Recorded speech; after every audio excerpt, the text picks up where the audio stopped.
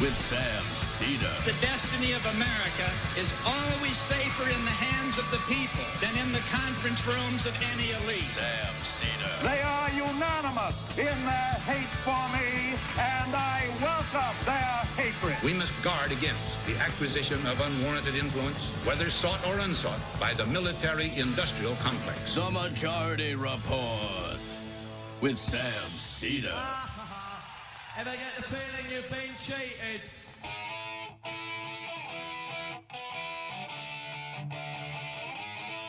It is Wednesday, August 9th, 2017. My name is Sam Seder. This is the four-time award-winning Majority Report. We are broadcasting live steps from the industrially ravaged Gowanus Canal, the heartland of America, downtown Brooklyn, USA. On the program today, physician Adam Gaffney, writing in The Jacobin, among other places, on single payer being next. Meanwhile, fire and fury. Donald Trump wants to wrap this whole thing up very soon, as he threatens North Korea and North Korea threatens Guam. Meanwhile, the feds raided Paul Manafort's home right after he testified in front of the Senate and right before Robert Mueller set up a new grand jury. But if we die in a nuke holocaust, it will not matter. Also on the program, Trump blows it on opioids. But if we die in a nuclear holocaust, it may not matter. Meanwhile, Dems' surprising win in Iowa special election. And of course, if we die in a nuclear holocaust, well, maybe Iowa actually, Iowa may be the new capital. Guess where everything will be fine? In my New Zealand bunker with children's blood, losers. Trump administration increases deportation orders and arrests, but can't seem to execute them. Meanwhile, Gorka and Miller explained the president gets a twice-a-day feel-good document. Would you like one of those, Sammy? I would like it twice a day. The once a day is okay. Feel-good document. Hello. All this and more on today's program, ladies and gentlemen. Contemplated bumping our guest this morning. Well, first off, I should say happy birthday, Mila. If she's watching, she's in trouble at the moment, and she usually is not in the habit of downloading the podcast. But, theoretically, she's at camp right now. So, but it is my daughter's 12th birthday. So, longtime listeners, you are old, so am I. Happy birthday. So there you go. Contemplated bumping our guest today to discuss the president's words yesterday following a report that the North Koreans have developed a nuke small enough to fit in a missile. And President Trump had this to say, which is a little bit not measured, as it were. But this is him at his golf course, which I think if we're all going to go up in a nuclear fury, it should probably start at a golf course, right? I mean, that seems apropos.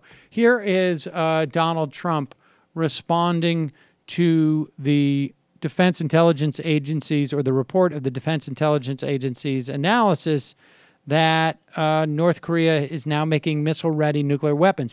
Let me just, go ahead. Play this clip. North Korea best not make any more threats to the United States, they will be met with fire and fury like the world has never seen. Jesus. And he went on, I think, a little bit. He sort of reiterated it after that. But a couple of points to make out here. One is that there is not broad agreement or consensus amongst U.S. intelligence community that it is the case that North Korea has produced nuclear weapons for ballistic missile delivery, to include delivery by ICBM-class missiles. So this is from the Defense Intelligence Agency and from another intelligence community analysis. So, you know, skepticism is always warranted, even if you have 17 different agencies signing off on any given report.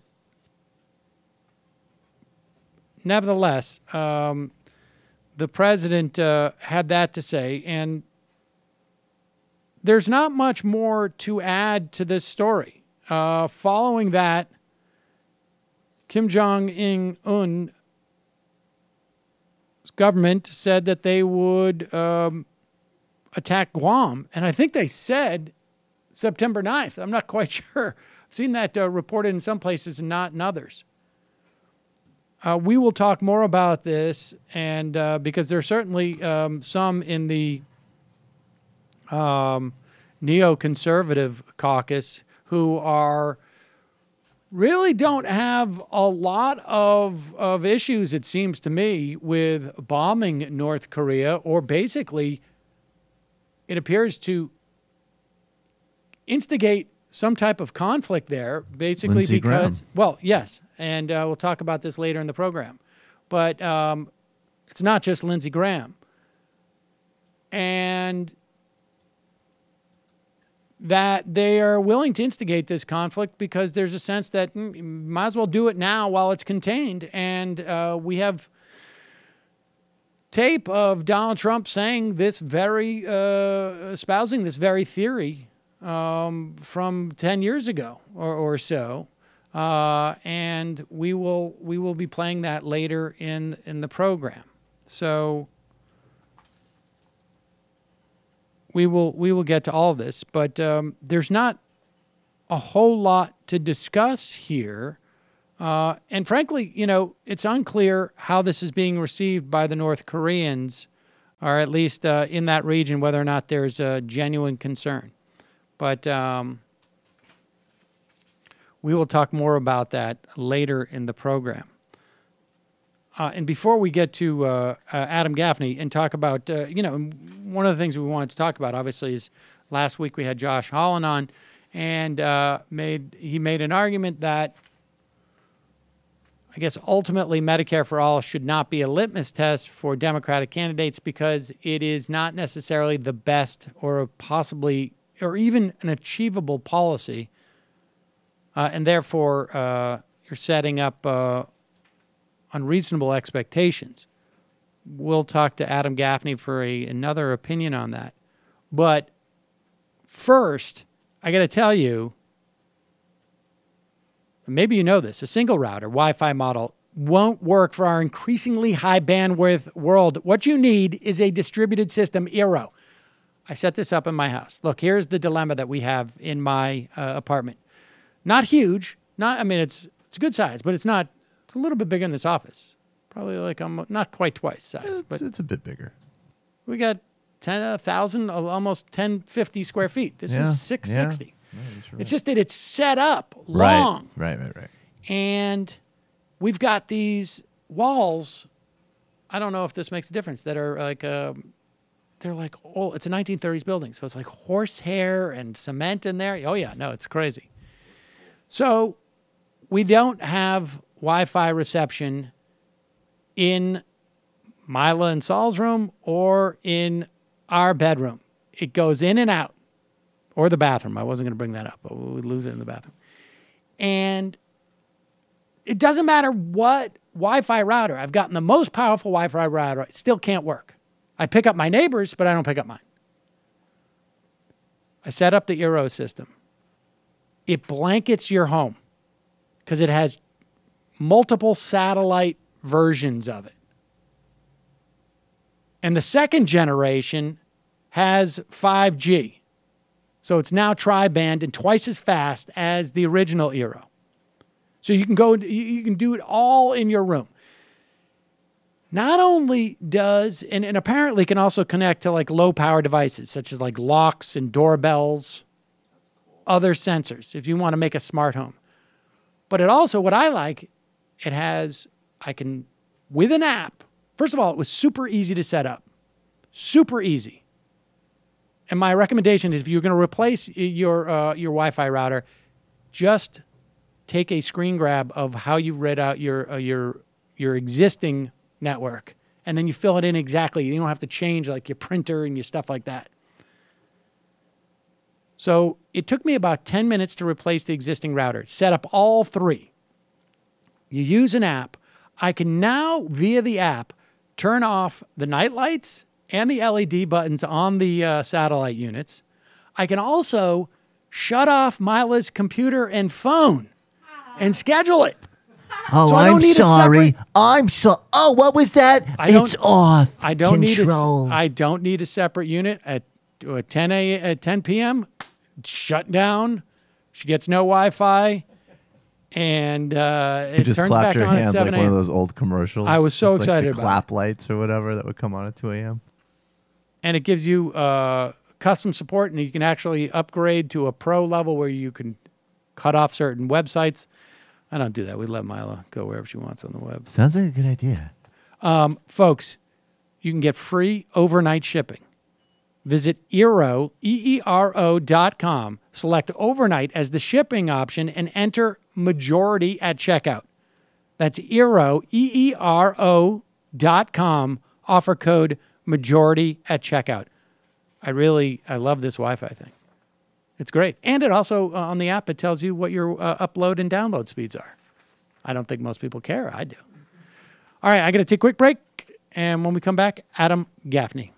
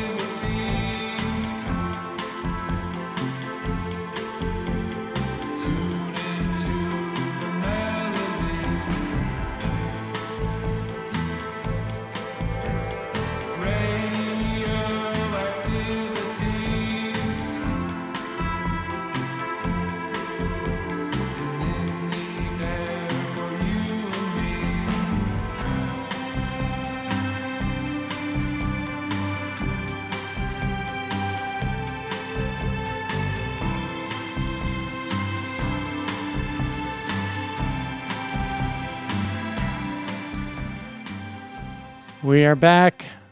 Sam Seder on the Majority Report. On the phone, Adam Gaffney, an instructor at Harvard Medical School, also on the board of Physicians for a National Health Care Plan, and who writes in the Jacobin, among other outlets. Adam, welcome to the program. Thank you so much for having me, Sam. All right, so last week we had Josh Holland on, who was arguing that Medicare for All as a litmus test is problematic for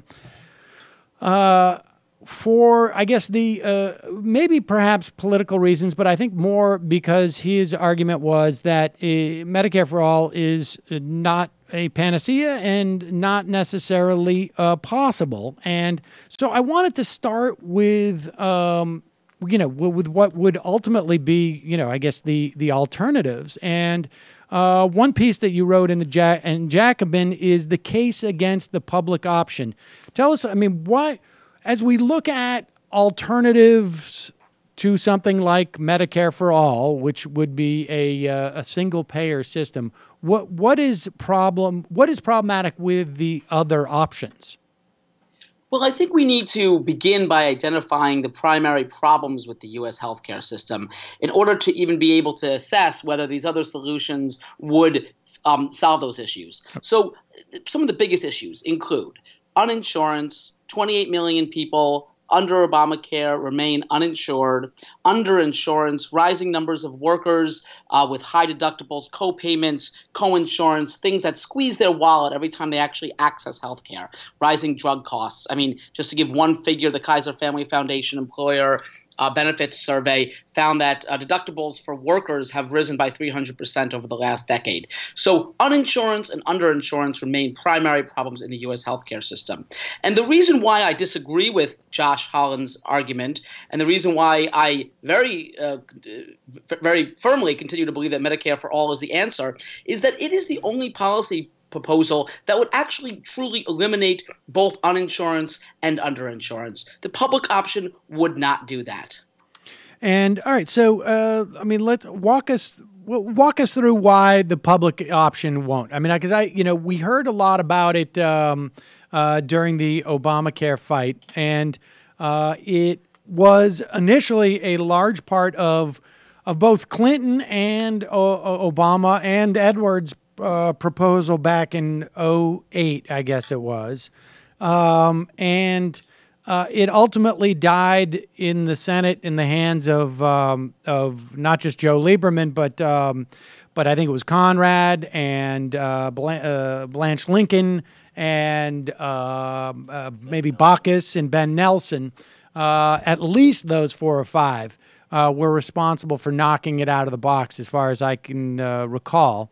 But give us a sense of what it was meant to do and why it doesn't deal with the issues of either one of those, the uninsured or the underinsured. Well, let's identify what people mean when they talk about a public option right now. The current iteration of the public option that people are speaking about is a public insurance plan that is sold on the Obamacare marketplaces, that would compete against other private health insurance plans. And the idea being that it would keep the private insurers honest, that it would provide another option, that it would provide lower premiums. I would point out that the Congressional Budget Office has actually scored the public option back in 2013, that version of the public option.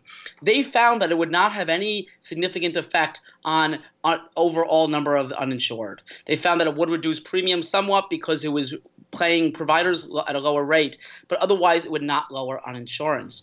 Because don't forget, people who buy their insurance plans through the marketplaces are a relatively small minority of the country.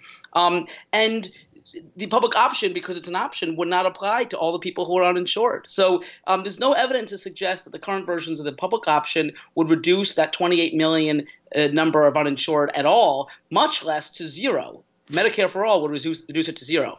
So when we talk about those 28 million, who are they? What percentage of those people are in Republican-controlled states that do not expand Medicaid? And then who are the rest? Great question. And I don't have the numbers in front of me, but I can tell you it is a mix. A minority of them are people who are not getting Medicaid, even though they should be, because they are in Republican-controlled states, as you say. And expanding Medicaid to all 50 states should remain an important objective of the left and the progressives, and I'm completely on board with that. Some of them are undocumented immigrants. Some of them are people who simply do not feel that the Obamacare plans available to them are affordable. So it's a mix of people. Overall, they're more likely to be low income. Overall, they're more likely to be Black and Hispanic than they are white.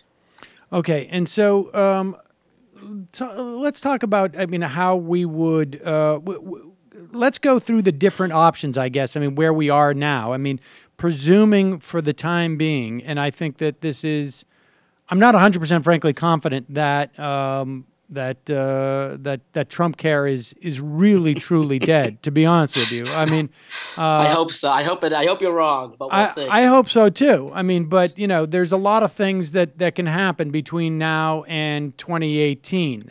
Not the least of which is, Robert Menendez, who's going on trial in a month and a half, and that seat will go to a Republican if he vacates it before 2018. And that's a fair point. And there's your 51st vote. So I mean, that's just one scenario. But for the sake of this conversation, let's assume that Trump care is done. What are the various options that you hear are being floated about? On the left, I think there's really two main paths. One is Medicare for all, which is achieving unprecedented amount of support within the Democratic Party. A majority of House Democrats have signed on to the bill that's currently there.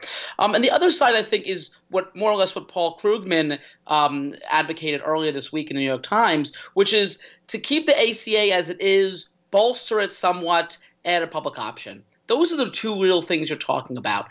Josh Holland sort of talks about a more robust sort of version of a public option than does Krugman. But those are the two main approaches, a sort of incremental building on the ACA versus a more fundamental reform in the creation of a national health insurance program like many other nations. And so, all right, so walk us through, like, how would this take place? I mean, I guess the concern that Josh Holland expressed in the piece was sort of a combination of policy and political, in that there would be an over-promising and an inability to actually get there. But give us a sense of how you perceive it happening.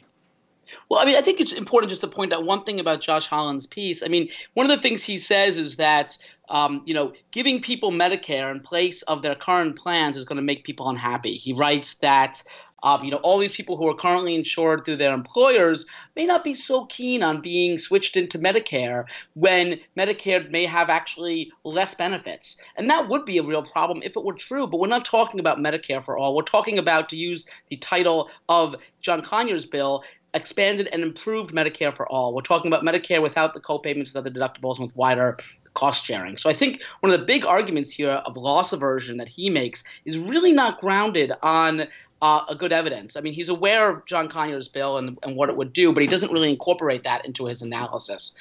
In terms of how this would sort of be implemented, I think is your question, or how we would go about actually creating Medicare for all. I mean, I think you can look at the passage of Medicare itself as sort of a historical example. We can talk about what the best transitional approach is, and that's a debate that's worth having. But that's a separate debate from what our end goal should be and whether we should pass legislation creating a new public universal health system. And I think that debate has mostly been won by progressives already. All right, so let's talk about, I mean, the transitional thing. I mean, because I agree with you that that Josh Holland was looking at sort of Medicare as it is today, as opposed to how it's envisioned, certainly in the Conyers bill, and I think by most people. I mean, there's when people, it seems to me, when people advocate for a single payer system, what they're really advocating for is a situation where they're not going to have to really exert any much resources, or really much in resources in terms of dollars and in terms of like sweat equity, if you will, in getting the things that people feel they need to maintain good health. So, like, when I go to the eye doctor, when I go to the dentist, I'm gonna get covered. Well, So talk about the interim steps for a moment that you perceive that would get us there. But I'm also curious, as a doctor yourself, what's going to happen with your colleagues who are necessarily going to have to? I mean, isn't the reality of this that it's going to involve doctors making less ultimately? I think if you look at the experience of the implementation of Canadian Medicare, that doctors didn't actually lose out when they implemented their Canadian system, their Medicare system in Canada. And I think that if you look at the pay that physicians get in Canada, that it's actually quite reasonable, and that doctors, comparable to what doctors make in the United States. Is that true? Is the average doctor's salary, I mean, what doctors take in Canada, really comparable to what it is in the United States? I will send you I cannot say it's exactly comparable, but you were talking about physicians making, six-figure salaries in Canada, similar medians as to what we're talking about here. And obviously there are differences between the two countries in overall income and in other factors that make direct one-to-one comparisons different. But the overall point is that doctors do quite reasonably well in Canada, and I think they could do fine under a single-payer system as well. I don't think that we need really to talk about slashing healthcare workers' salaries in order to do it to a single-payer system. We obviously want to have all healthcare workers on board with such a transition. You can't have a complete, you can't take on all healthcare workers and have them sort of march away from this if you're going to implement it. So what we're trying to do in Physicians for National Health program is to really work on the physician side to get everybody on board so that we can make this happen. Because we clearly need healthcare workers to be part of this struggle and to be part of the transition to this program. Well, all right, so where do the cost savings come from? I mean, like, I'm aware, right, that Medicare, the administrative costs are significantly less than insurance, but really it seems to me that, and I think, the data bears this out, that the problem with healthcare in this country in terms of cost is not simply the cost of insurance, but it's the cost of delivering medicine. I mean, there's, I reference this all the time, but it's that, sort of famous Atul Gawande piece about those two cities in Texas where Medicare reimbursement rates differ by 30% because of the fact in one place doctors owned, medical devices that ended up getting used a lot. I mean, who's going to lose out in this system? Aside from obviously insurance companies, although theoretically, right, many of these companies just end up being, instead of the insurers, maybe just sort of the administrators. Who's going to lose out here? So there's a lot of questions wrapped in there. So first off, why is American healthcare more expensive? A wide variety of reasons. But let me tell you one that it's not. It's not that we use more healthcare than other countries. Yes, there are certain types of healthcare we may use more than other countries, say MRI scans. But overall, we are not going to the doctor more frequently on average than people in other high-income nations. We're not being hospitalized more than people in other high-income nations. So it's not actually the quantity of it's not the quantity of healthcare that American individuals use in America that's driving our higher healthcare prices. We have higher healthcare prices, and that factors into that has a number of different factors that are behind it. But let me make a quick point of clarification. We are not saying that with a single-payer system, we're going to suddenly reduce U.S. healthcare spending to that of Great Britain or Canada. We're not going to do that. What we are saying is a little more modest. We're saying that with the hundreds of billions of dollars that you could save a year through reduced administrative costs because of getting rid of the private health insurance industry and through reduced drug costs, that would be enough money to cover the uninsured and to expand coverage for everybody else. It's a more modest claim than we're suddenly going to reduce U.S. healthcare spending to that of Great Britain. That's not happening. So, all right. So the idea is that it's not necessarily about reducing the cost per capita, but rather redistributing and the way that we expend that money. Exactly. We can save, one estimate puts the savings from transition to a single-payer system through administrative costs at over $500 billion a year. The savings from reducing drug prices by about 50% would get you an approximate more than $120 billion a year. That combined, in excess of $600 billion a year would be enough to eliminate uninsurance and enough to eliminate underinsurance. So at the end of the day, even if we're spending the same amount per capita, we are covering everybody for everything. And we are funding it by your means, by how much you can afford to put into the system. So that would be a much more equitable system with truly universal access. And that's something that that the public option or any of these other incremental approaches doesn't come close to achieving. So what do you anticipate? I mean, the raise, what we're going to have to raise in taxes. And I think, everybody listening to this, I think has probably had it hopefully drilled into their head that what you pay in taxes, you're going to save in healthcare costs plus. Right? I mean, that's the key to this whole thing. I may pay an extra $5 in taxes, but I'm going to save $7 in healthcare costs over the course of my lifetime. But what do we know what those numbers are? Well, I can't give you a tax plan for this because it differs by the bill. Senator Sanders is coming out with a bill, I believe, quite soon that's going to probably have its own tax proposal. Conyers' bill has its own tax proposal. So I can't give you your payroll tax will increase by this right now. What I can say is that, yes, the point you made is exactly right, that for the majority of people, we can expect that their new taxes will be lower than their previous healthcare expenditures. Remember, that previous healthcare expenditure includes both premiums, co-payments, deductibles, as well as income that you're not getting because your employer is spending the money on healthcare instead. But we're going, the funding issue is obviously critical, but there's no agreed upon tax sort of proposal that everybody's on board with yet at this point.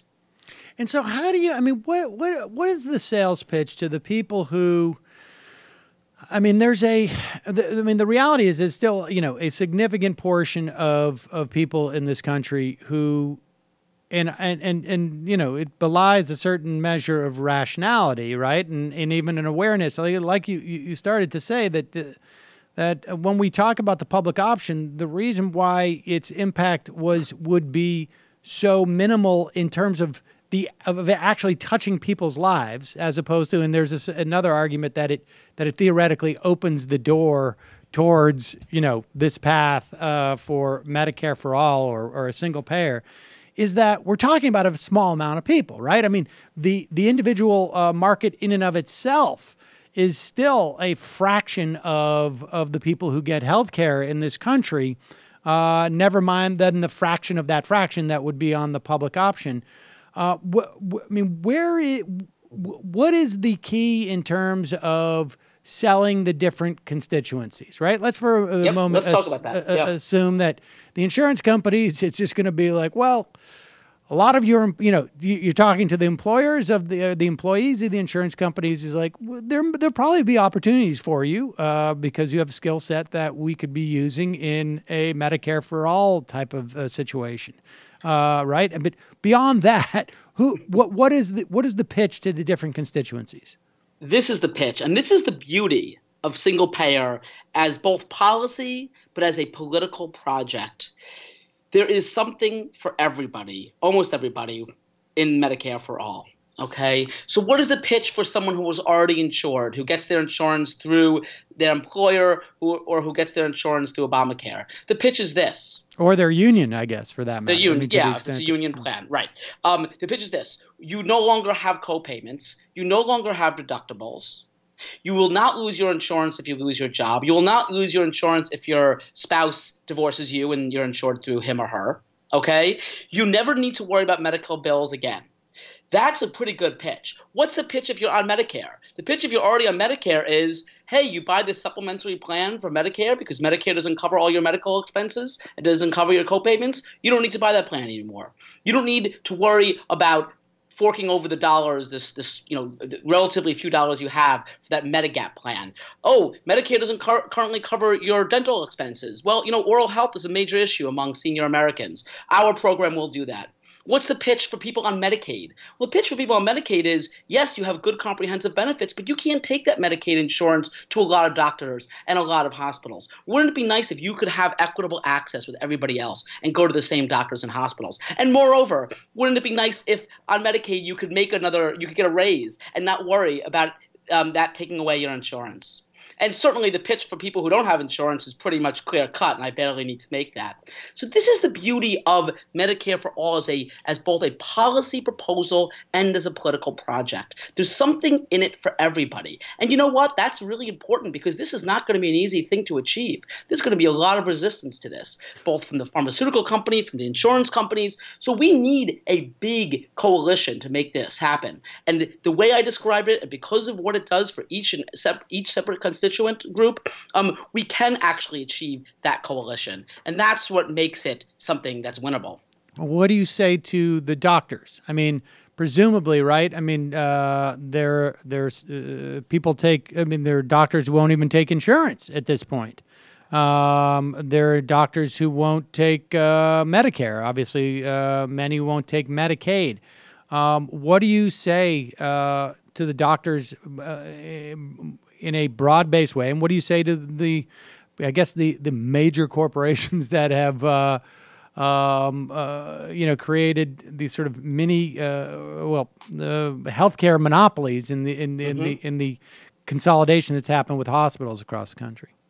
Well, doctors are fed up with a lot of this stuff. I would say to doctors, don't you want to just focus on taking care of patients and not dealing with innumerable different private health insurance companies who are trying to block X, Y, and Z because it affects their bottom line? Wouldn't you prefer just to focus on what you were trained to do and not being a small businessman or businesswoman, having to deal with all of this complete and utter nonsense in terms of administrative requirements, in terms of paperwork? I mean, doctors are spending more time on paperwork now than they are on anything else, it seems like. To the hospitals, I think many hospitals would be relieved to not have to worry about chasing down patients for deductible payments, for chasing down people who come up and show up uninsured, to being paid less by one insurer versus the other. Hospitals spend an enormous amount of their overall revenue on administration. They could cut down on that. To health insurance executives, I would say, find a new job is what I'd say to them. And then to big corporations that are not healthcare corporations, I would say, well, wouldn't it be nice to, just not worry about healthcare costs, pay into a payroll tax or whatever it is, and not have to worry year after year after year about paying rising healthcare costs and be able to compete on a more of a level playing ground with other companies in other countries. That would be my pitch for those individual sectors. All right. So from a political standpoint, the idea of a litmus test for Medicare for all on, let's say, Democratic politicians. I mean, where are you on that? And one of the things that it seems to me that the Affordable Care Act, and, I think it was a mixed bag in terms of what it provided. I think it was definitely a positive step. And one of the things that's clear is that if it is the case that, and maybe even if it's not the case, that the Trump care is dead, one way or another, it has been an effective step, right? Like it is. I mean, and maybe this is. I don't know. Maybe this is sort of circular in a way, but. The idea with the public option, right, was that it was going to be a gateway to more comprehensive coverage. Outside of the exchanges, it was going to introduce the notion of a Medicare-type program for people who are under 65. And even though that never happened, the Affordable Care Act itself has created expectations and an appreciation about how insurance was prior to the Affordable Care Act that seems to have pushed the ball forward, right? I mean, people didn't realize the idea of that people will not give up the patient protection aspects of Obamacare. The things like, pre-existing conditions, no rescission, no lifetime or annual caps, essential health benefits. The idea that those things are now sacrosanct, whereas, 7-8 years ago, I don't even think most people realized half those things were problems because they never got to that point with their health insurance, or they didn't think they would. Well, listen, I think we are in agreement that the Affordable Care Act helped a lot of people. I mean, the pre-existing conditions provisions are extremely popular and are common sense. Obamacare expanded health and coverage to 20 million people who would otherwise be uninsured by, standard estimates. We're not going back and litigating the Affordable Care Act. The Affordable Care Act helped people. It has certainly had a beneficial effect in terms of coverage and access. But what we're talking about is what is the right way to move forward. Now, I would agree with you. There has been what I can perceive as a shift in the discourse towards a notion of a right to health care. Yes. The fact that Trump care sunk so low, the fact that it was so despised, the fact that it was one of the most unpopular pieces of legislation imaginable, despite the fact that Obamacare wasn't that popular, speaks to this really degree of social cohesion around the notion of health care as a right. And I think that only gained steam as a result of the resistance against Trump care, because the Trump Care Act, the anti-Trump care resistance, made arguments in terms of a moral framework, in terms of life and death, in terms of a right to health. I think that kind of ideology, that kind of ethos and morality is what is going to take this battle forward. Once you accept the premise that people shouldn't be punished for their illnesses, for their chronic illnesses, because their pre-existing conditions, then through higher premiums, then why should we charge them higher deductibles? Because they have more healthcare needs, right? And if we say that the Republicans are going to make 50 million people uninsured, why is it acceptable to have 28 million uninsured? The logic against Trump care is the same logic that is going to help us achieve Medicare for all. It is the ethos of healthcare universalism, and I don't think you can put this back in its box. No, I agree, and I think I guess what I'm saying is a little bit more.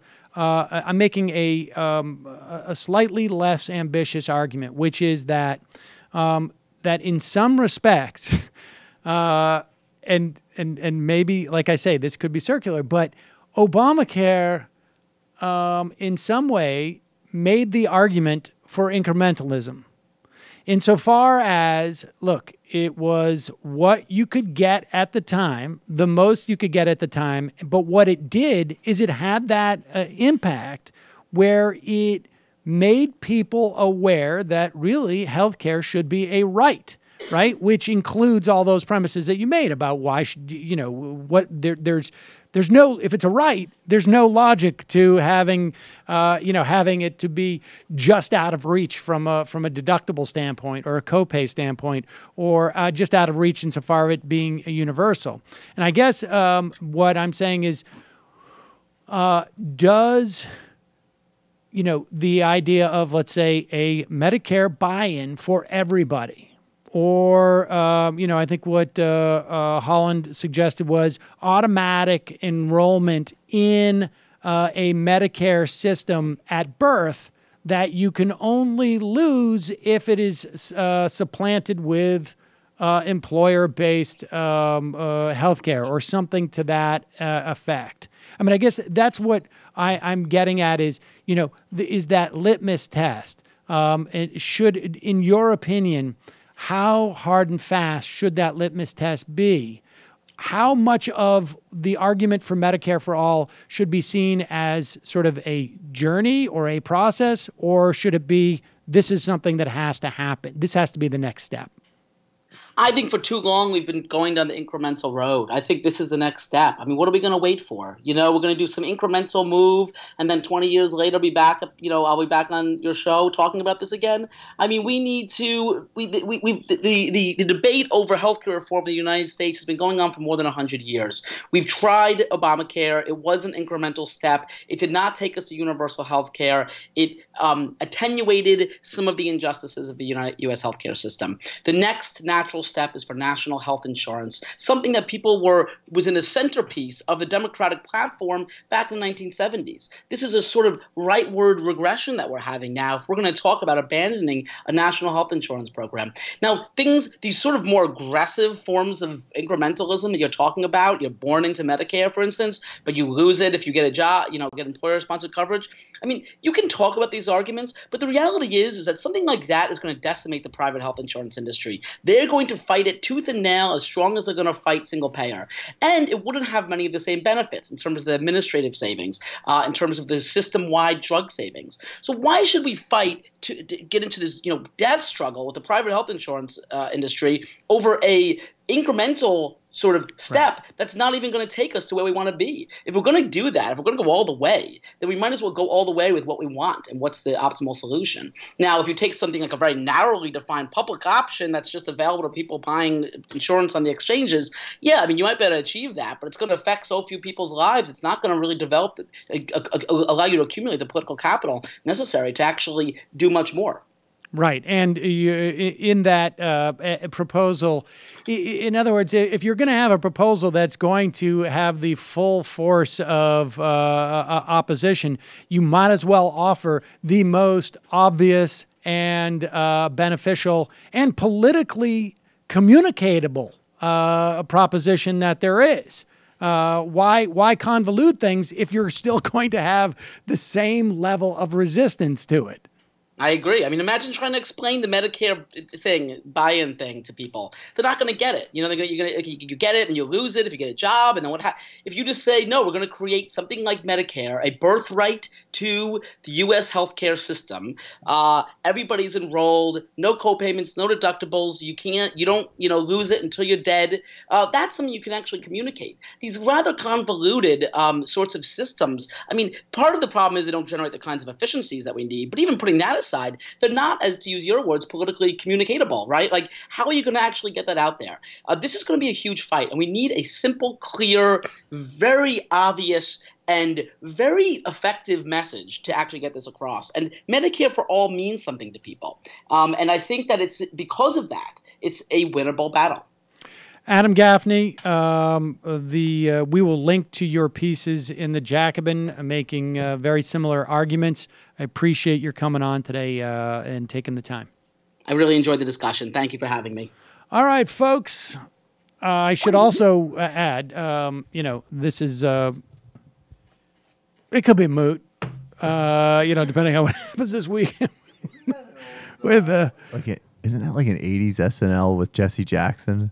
Was it? The question is moot, and he's like a game show host something, and it's all like these dumb like Jeopardy questions, and he just like, the question is moot, poverty continues to rise. Right. The question is moot, we're on the verge of a global nuclear confrontation, and then he wins the show himself because all the questions are moot. It's great. I've got a solution. Nuke for all. That's the way. That's it. No, I actually did see some piece that said a nuclear winter would severely impact climate change for the past. I'm taking fighting extreme weather events very seriously. We should nuke the sun. It's getting a bit extreme. I think the sun has been not responsive, frankly, to many requests. I actually think the most compelling argument for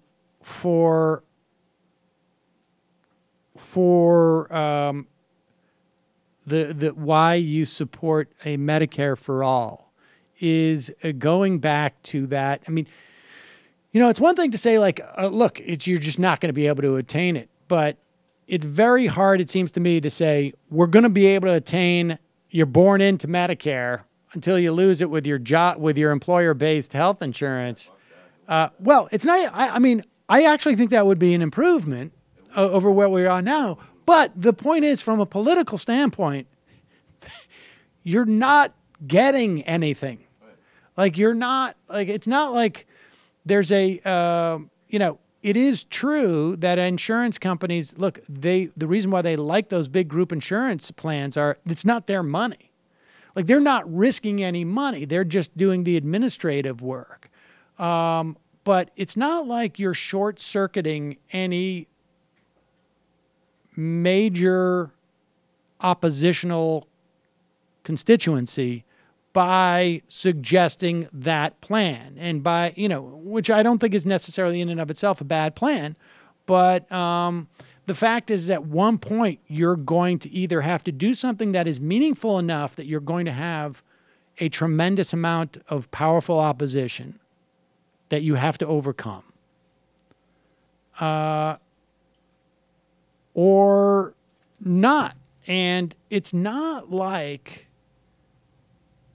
to me, I do think it is the case that incrementalism as a strategy was the case for it was strengthened insofar as that as a culture, we have a different appreciation for what health insurance should be and what access to health care should be because of Obamacare. But I would also argue that it's unclear to me that Obamacare and the incrementalism that it represents has undermined the power of those constituencies who would stop us from getting a more comprehensive healthcare system in this country, if that makes sense, right? Because the incrementalism should do two things. It should change the culture so that we have a greater appreciation for what it is that we want and what we expect from our government. And two, it should slowly undermine those forces that are the obstacles to getting that.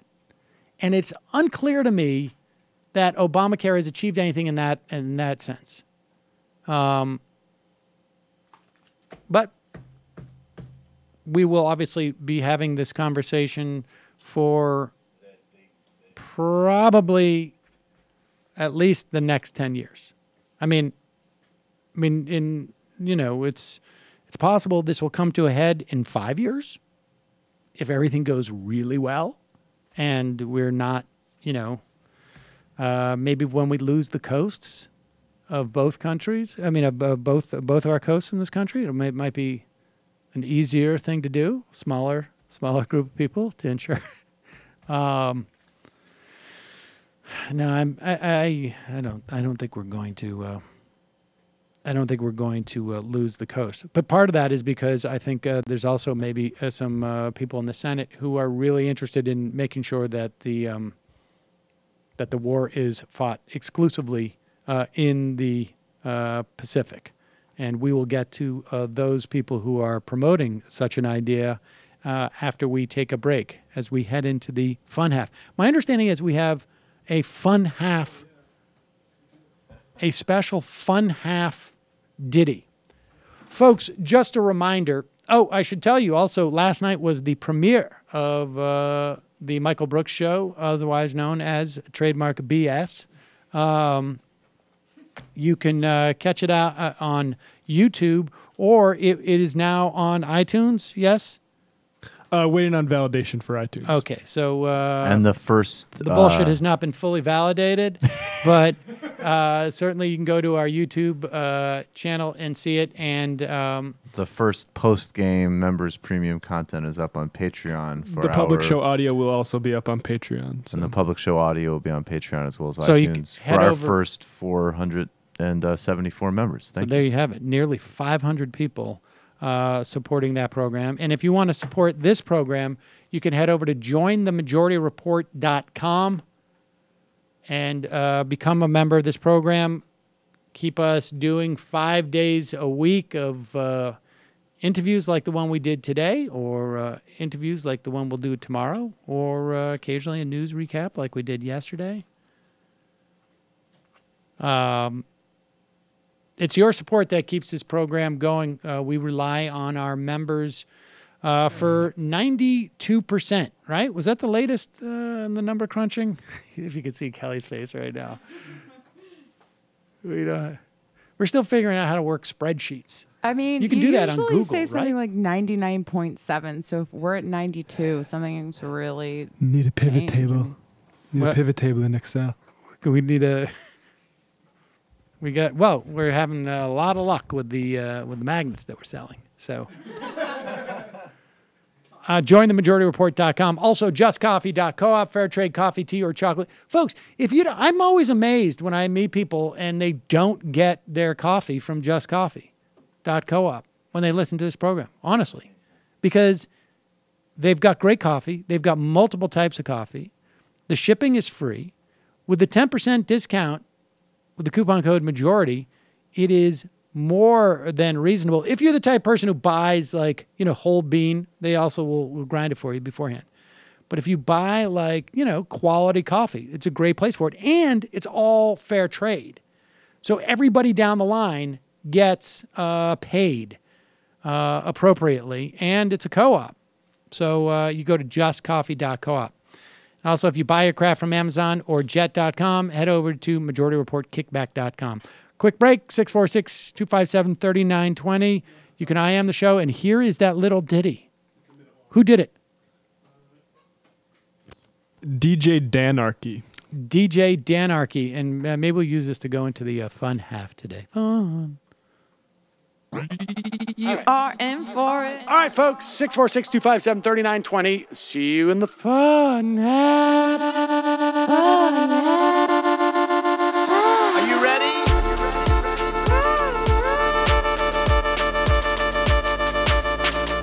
Who sent us this? Anarchy. The alpha males are back. Boy is back. And the alpha males are back. Just as delicious as you could imagine. The alpha males are back. Boy is back. And the alpha males are back. Just wanna degrade the white man. Alpha males are back. I take all of it in my throat. Alpha males are back. Almost says what? The alpha males are back. You are a madman. Alpha males are back. I am a total cunt. Jesus. Oh my God. Wow. Oh, I love that one. Of course you do, because there's the most of you. Right, well, naturally. Hey, I don't know if we can play this, but I will tweet out Binder, old Matt. I don't know if you remember this, and this is maybe it's appropriate in a dark way to bring this up. But do you remember? Are you talking to old Matt? That we were on? Yeah. You're talking about him, not to him. Well, he just messaged me. Oh, okay. Do you remember that interview that happened on RT like in 2013 with a very kind of out of sorts young man who really liked North Korea? Well, old Matt has found that video. He's tweeted it out. If you follow him, I'm going to tweet it out. I don't know if we could really play this, the show. It was just bizarre, but that was one of the most funny. We did a video about it, right? Did you do it or? I don't remember, to be honest with you. I think it was a little bit, I don't know. I mean, it was an odd spectacle, and that the kid might have, it might not have been a great thing to laugh at him. If Bender's tweeting out a video, then he did a video on it. No. It's literally the video. It's the raw. It's a raw video from several years ago. It was incredible. Oh my God, getting all those spams. Yeah. You gotta quit and then reopen it. It happens every time now, in my experience. It's weird. It's very weird. Social Security reports, how did Sam feel being cucked last night on his own YouTube channel? I'm sure when he took a look at the record amount of viewers on his own YouTube channel tuning into the Michael Brooks Show, it was kind of like going into his own room to find... Henry Wallace. Did any of you guys see that story from the Texas Observer about Van Ormy, Texas? Yes. I actually do have that story right here in front of me. I have yet to get to it, but it is about the rise and fall of the freest little city in Texas. A newly incorporated town founded on libertarian principles. It's gone exactly how you'd expect. Bankrupt volunteer fire department packs of stray dogs, roaming the streets, but hey, no property tax. Also, Michael, that reefer cake you interacted with on Twitter the other day was in fact a parody. I just told because it was a parody. Was in fact me. You know what, dude? You did way too. You took no comedic license. I literally thought I was having a conversation with Jimmy. You had the same beats. You said I was delusional, something about Russia, and then you wanted me on your show. Funny thing is, I thought I laid it on a little thick to be believable, but apparently not. Slightly. Joseph Ballin, however, was very real. Yes, Joseph Ballin was real. The inimitable Joseph Ballin. Great show last night. This ain't Chronics, but so effing good. says Epish. Korean liquor store owner. If you honkies F up the North Korea situation, we'll start following you around with our bodegas, too. Don't test us. Michael, you need a new dry cleaner. That blazer you wore last night was a mess. Call my cousin. What? Okay. Oh, I see. Did you have a blazer on last night? I did. I didn't see it. Yeah. Juniper J. Gotta love the final half thing you played today. MR member, this is horrible. Hello? Is this the Michael Brooks show? I am the Michael Brooks show. Ryan from Ohio, great guest today. His points illustrate something I've always thought, which is that a Medicare buy-in or another kind of public option still relies too much on the insurance markets, and they've proven themselves completely unreliable. Pataki on the attacky. Whatever happened to sportocracy? Did not work out. Nick the Liberal, I will do my part to fix the healthcare problem. I will sacrifice, but I want to know what I'm giving up. What parts of my Cadillac, i.e. good coverage, will go? The idea that I only get a pitch on the good parts and keep me uninformed on what I lose make me inclined to oppose it. Come on, what do I have to give up? I mean, I think there needs to be a little bit more there needs to be a little more explicit. Like, I'm not even clear what a Cadillac plan involves necessarily. Right. I mean, I don't know what that means. But I think that's probably the next step. I think people are underestimating the political pushback against Medicare for All that would come once people realize the employer-based coverage would have to be changed as well under a new, simpler system.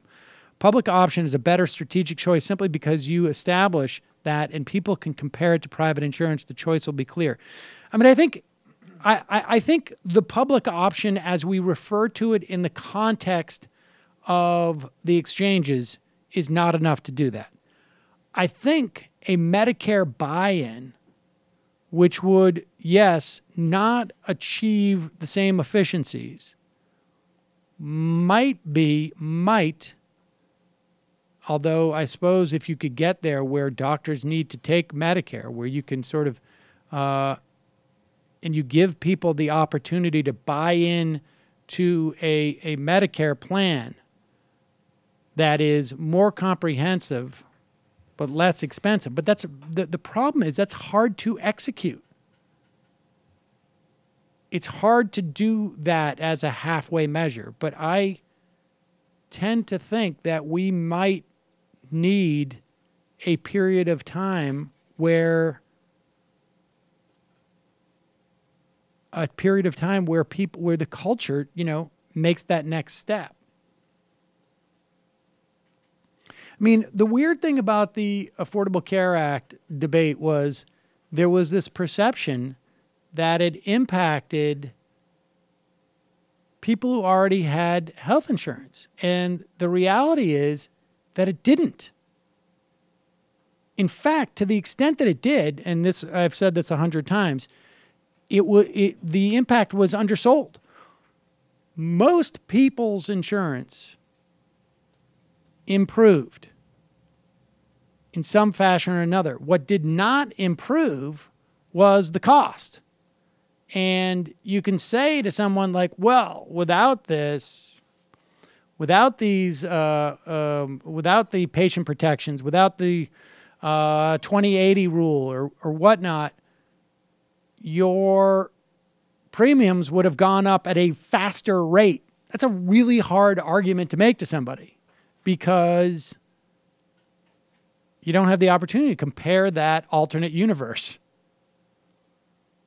And when you have insurers saying, like, we're raising our rates because of Obamacare, when in fact, no, they're raising their rates because they're raising their rates. It's a tough sell. I mean, so I don't know. I mean, I think there is... I don't know if I would draw the line at Medicare for all or bust. But I think if you had a plan where it was like Medicare buy-in at an affordable price with extensive coverage, I think that's taking you towards a Medicare for all system. I mean, even if it's not rational,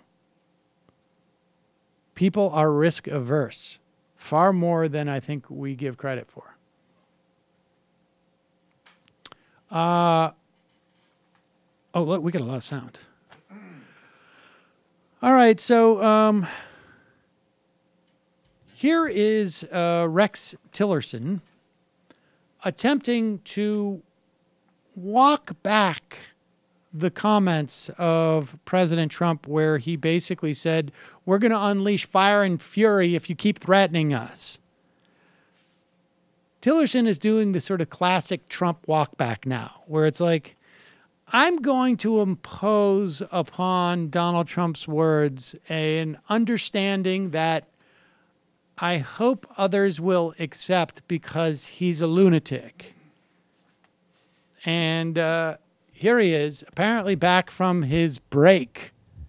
Maybe he's still on break, and I'm coming in. He's like such a oh, the kids are burning down the house. I gotta move back from vacation. I gotta go back. Well, but the thing is, he didn't say he was on vacation. He said he was just taking a break. Taking a break. I'm just gonna. Hey, he could be well within his rights to say, if you had to be around these people all day, wouldn't you want to take a break? Oh my God, yeah. There we go.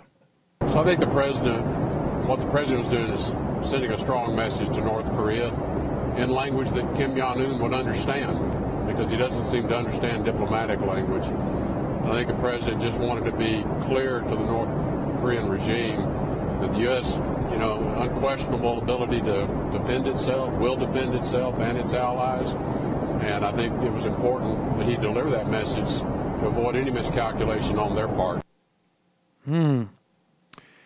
It's weird that Tillerson could feel like that was effective language when it precipitated the threat to attack Guam from North Korea. I mean, I just got to feel like... Oh, if I didn't make that threat, they would have threatened to bomb New York. So I fought they them were going to go for Hawaii, they were gonna, and I got them to pull back to Guam. Yeah, pull back to Guam. I mean, you don't understand how diplomacy works. It's like complicated. Let me speak, though. I think Rex was wrong. I didn't speak in their language. Tiki tika ta tau tau. That's their language, Rex. I can't believe that you're the Secretary. Bulgogi. Yeah, I can't believe you're the Secretary of State and you didn't know that. Matt, do you know where exactly Tillerson was in that video? He was headed to Guam. Is that right? He was like on a plane. He was on a plane.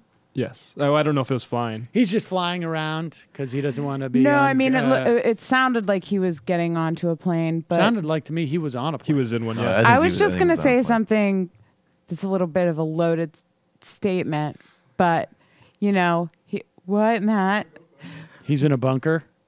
No, that he just took a quote unquote break, and he couldn't stop rocking back and forth, and it would be sad if he had Parkinson's. What? But what are you talking about? He couldn't stop moving. Tillerson. In the video, he doesn't stop moving. That is what happens. In that full 90 seconds, he didn't stop. 27 seconds. He's rocking.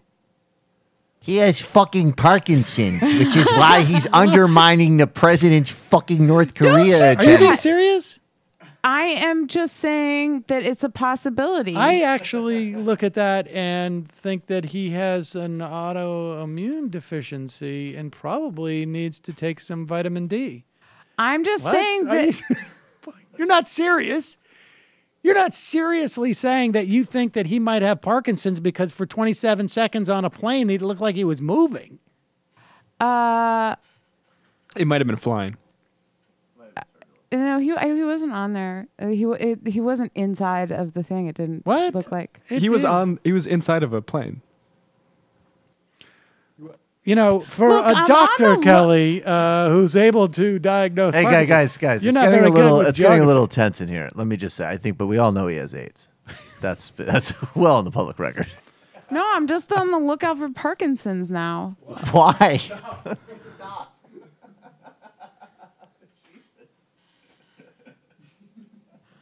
Are you being serious? All right, can we bring down Kelly's mic? Because I think she's having an episode. I think someone could be listening to this and saying, I'm a little concerned about Kelly. Are you sure that he doesn't have Parkinson's or something? I am absolutely not sure that anybody doesn't have Parkinson's. What are you talking about? All right, let's move on, please. Do we have Okay, we do have Lindsey Graham. Okay, so Lindsey Graham is on. That little yellow bastard's got Parkinson's. We got to move on him now. Right, You can see by the way he's moving his little tummy when he walks around. So this next clip of Lindsey Graham on CBS this morning echoes one of his statements, actually, I think only a couple of weeks ago. Now, look, this report that is not, there is no consensus report from U.S. intelligence agencies as to North Korea's abilities and capability to deliver nuclear weapons. It was the Defense Intelligence Agency, which incidentally, let's be clear, the DIA does not have the greatest track record when they are not part of a consensus of intelligence reports. These are the people who basically produced a lot of the stuff that brought us into Iraq. From the reporting I've seen, there's another intelligence community analysis, also from late July, that estimates the North could have as many as 60 nuclear weapons. I don't know what agency that is. The same piece says both assessments are controversial. Neither formally represents the consensus view of the U.S. intelligence community. So you've got to be skeptical. And then when you start to see multiple repeatings of the same talking points, despite some changes in the status of the situation, you got to also be a little skeptical. Here is Lindsey Graham repeating what he said. What was this, about a month ago, right? Well, I think it was like a couple of weeks ago that he was on saying it's okay if it takes place over there as opposed to here. Now, maybe he was aware of that assessment. Like I say, it came from early July. But Lindsey Graham has an opinion on this. And it is, better to fight him over there than over here. Talking is running out. I want to know what South Korea and Japan think about the miniaturizing of a weapon. I don't want to trust one intel report. We've learned from Iraq you need to be cautious. But I do believe Donald Trump will not allow Kim Jong-un to get a missile to hit America with a nuclear weapon on top. And it's a matter of time till that capability exists. So I hope we can do this diplomacy and sanctions. A war would be terrible. But if there's going to be a war, it's going to be in the region, not here in America. Now, I don't know if this is supposedly a means in which to influence China. And China certainly has probably more influence than they're exerting at this stage. And if Lindsey Graham is saying, like, look, you know, this is going to be a bigger regional problem after we drop a bomb on North Korea than it will be one that will impact our population. And maybe that's just there's an attempt to motivate. It is, you know, from what I've read, Kim Jong-un is a bit of a nut, but he still can appreciate... It's a self-preservation He nut. can still appreciate that getting into a war will ruin his lifestyle. And that is exactly right. And that it will, you know, you can be crazy and also say, like, I still like to party, and I'm not going to be able to party if we have a war, and I'm not going to be able to be in charge of everything, and I'm not going to be able to, like, hang out with Dennis Rodman. Or, I mean, and honestly, I mean, Mehdi Hassan's new piece in Intercept is terrifying. I mean, he's like, we have enough experience with Un to know that he's, you know, sadistic and cruel and, yes, crazy by certainly certain metrics, but clearly, like his dad, self-preservation oriented. And with Trump, we don't exactly know. And I think what's weird is I think that China has been Well, here's the difference. Expecting Trump to fall into some type of rational line, of which there's really only a couple of basically very narrow things you can do in this situation. Now that he's not, this might actually force them to really step it up because it's so dangerous. Yes. Well, because here's the thing, is that for Trump, it's not about self-preservation. I mean, for Kim Jong-un, he understands it's about self-preservation. It actually is to up his popularity. And if anything, it's very possible that Donald Trump could be thinking like, this could help me.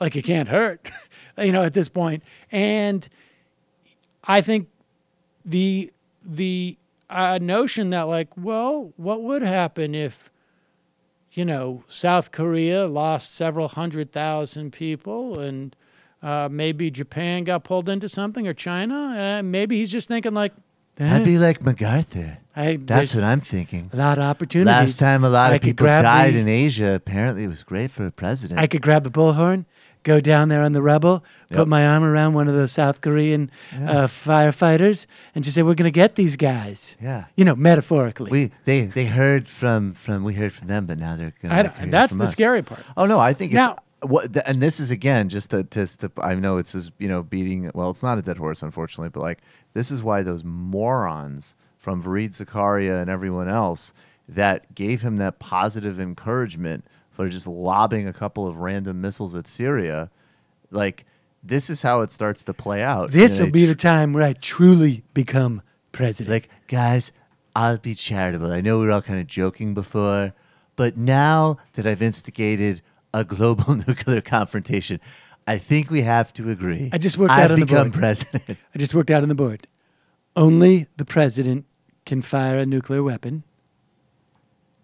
Ipso facto, if I fire a nuclear weapon, I'm the president. I'm literally the president. Now, Hillary Clinton will not be the president. No, but she might be in jail. Where's my nuclear black guy? All right. So, look, we can sit here and we can hear Lindsey Graham go on television and say that Donald Trump will do something before North Korea has the capacity to deliver a nuclear weapon via a missile to the United States. Not to prevent it, but to preempt even their capacity. And he's saying that, like, look, if it happens over there, it happens over there. It's not going to happen here. We can't know what's in Trump's mind because, untreated syphilis does strange things. No, but we can't know what's in Trump's mind, except we can hear what he said, I guess now 15, 16 years ago on Meet the Press. I don't know why it would be relevant, his opinion on that 20 years ago, but he was on a Meet the Press with Tim Russert, and basically Trump is making the exact same argument that we heard Lindsey Graham make. And the biggest problem, we can talk about the economy, we can talk about Social Security. The biggest problem this world has is nuclear proliferation. And we have a country out there in North Korea, which is sort of wacko, which is not a bunch of dummies, and they are going out and they are developing nuclear weapons. And they're not doing it because they're having fun doing it, they're doing it for a reason. And wouldn't it be good to sit down and really negotiate something, and ideally negotiate? Now, if that negotiation doesn't work, you better solve the problem now than solve it later, Tim. And you know it, and every politician knows it, and nobody wants to talk about it. Jimmy Carter, who I really like, and he went over there, it was so soft. These people are laughing at us. The former general of the Air Force, Merrill McPeak, the former Secretary of Defense, Les Aspin, said you could not launch a preemptive strike against North Korea because the nuclear fallout could be devastating to the Asian Peninsula. I'm not talking about us using nuclear weapons. I'm saying that they have areas where they're developing missiles. No, but taking out their nuclear potential would create a fallout. Tim, do you know that this country went out and gave them nuclear reactors, free fuel for 10 years? We virtually tried to bribe them into stopping, and they're continuing to do what they're doing, and they're laughing at us. They think we're a bunch of dummies. I'm saying that we have to do something to stop. But if the military told you, Mr. Trump, we can't do this. You give me two names. You're giving me two names. I don't know. Do you want to do it in 5 years when they have warheads all over the place, every one of them pointing to New York City, to Washington, and every one of our... Is that when you want to do it? Or do you want to do something now? You better do it now. And if they think you're serious, I deal with lots of people. If they think you're serious, they'll negotiate, and it'll never come to that. And he is, you know, and he still sounded more lucid then. He did. Which is what's disturbing. Already crazy, arrogant, unhinged, discounting same of ideas, advice, but same basic idea and same just but with a belligerent. vocabulary over like 5 or 6 words. It's like he can't grasp this stuff anymore in the same way. But the same dynamic is there. Like, let's preempt him. Now, of course, 17 years later, he was a little bit ahead of the curve as to when they would have ballistic missiles all over the place that could hit New York. But the same theory exists there. Like, let's just take him out. There's no sense of like, wow, the cost. And he also didn't seem to understand the argument that if you were to blow up their facilities where they're developing nuclear warheads, then in fact the fallout would be amazing. And he's saying, I'm not talking about using nukes, but he didn't quite get the idea that like when you blow up nuclear material, the radioactive fallout. Well, let's use this as a broader teachable moment about wealth not equaling intelligence. Because remember, a couple years ago, Sheldon Adelson was at a forum with Shmuley Batrek. It's one of the most gross groups of humans on stage together. And he was like, basically sitting in it, he's like, what we need to do with Iran is we're going to drop one nuke on them as a warning. And it's going to be in a desert. And no one's going to get hurt. Just going to be in the Iranian desert where no one lives. Maybe a couple animals will be killed, but no people. So, but we're going to show them we mean business. He actually said that. Yeah. That's that's like basically the core driver of the Republicans' Middle East policy. That guy's checking account. Moab. On the people are laughing at us point that he keeps making, somebody made the comment on Twitter that they've never seen Trump in a fit of sustained laughter. Which, if people have seen that and have footage of that, please send it to me because I don't know if it exists. I don't know if he's capable of it. I've seen that. I've seen that going around. That question's now going around. Calling from an 847 area code. Who's this? Where are you calling from? Hey, Sam. It's Josh from Chicago. Hello, Josh. Hello, young Joshua. How are you? Josh, listen. Your mother and I have quite a good time, but she needs to stop texting me so much. Let a player play. Okay.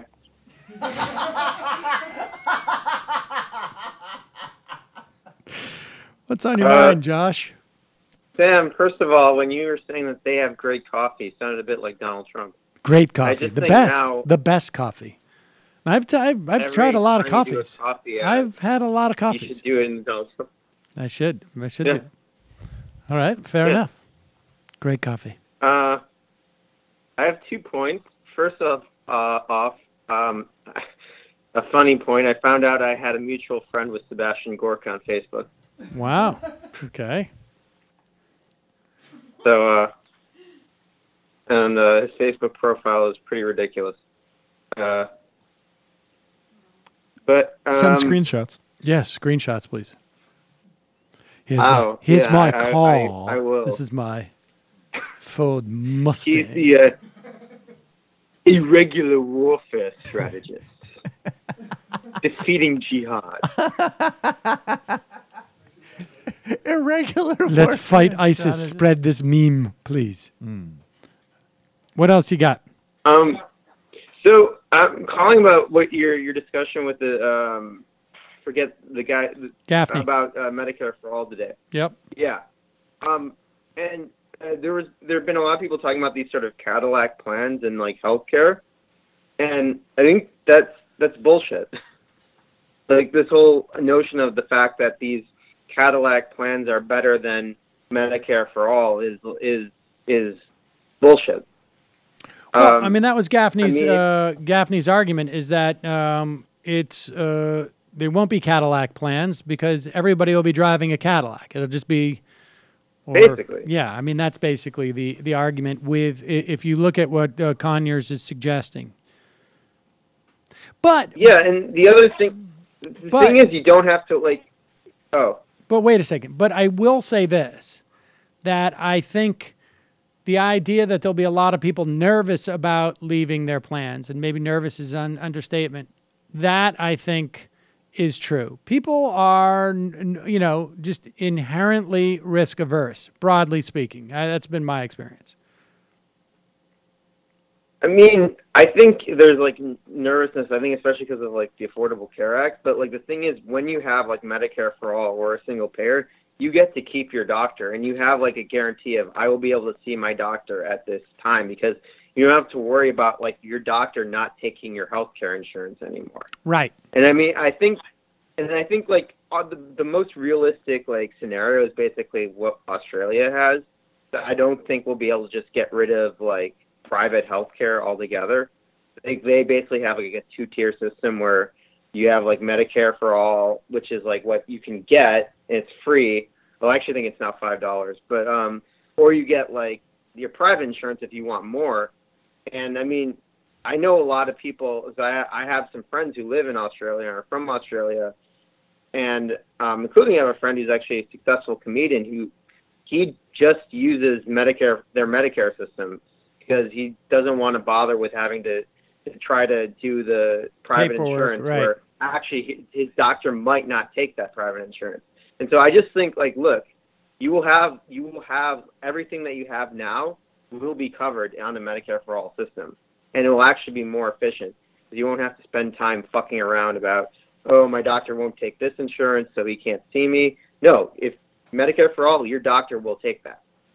Like, and that was the effective point that the gentleman you had on today was talking about. Yep. That's also the myth that the guy who you had last week on, who's against Medicare for all, is spreading. And I think it's the same kind of right-wing sort of talking point that's just been infected with like sort of liberal or progressive politics.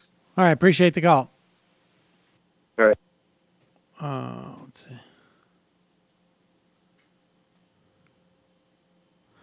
Let's see. I don't see it. Calling from a 575 area code. Who's this? Where are you calling from? Oh, 574. Sorry. 574 area code. Yeah, who's this? Where are you calling from? Hey, this is some Gizmo calling from Indiana at the moment. I'm in Illinois. Yeah, I called in. Anyways, I got a couple things. I'm been kind of incommunicado because I've been out hiking everywhere, but well, that's why we haven't been able to reach you. Talk about that idiot with exactly. Sorry, your postcards haven't come through. Have you guys had a chance to talk about that Yahoo, that idiot from Google with his I think Michael touched on it. Out yet? I think Michael touched on it on Monday. I didn't. It's because Greg called. Though I had to on the Michael Brooks show. I locked somebody in the pyramid about that. So touched on it briefly. Okay. Well, the biggest thing I noticed, I actually completely skipped reading any of that memo and went right down to his sources cited, which was exactly zero. I think a lot of times you have these weird red pill sort of, we talk about these things as scientific truths, but then they have no peer review backup for any of these things they have to start with. Well, when something's so obvious, you don't really need sources.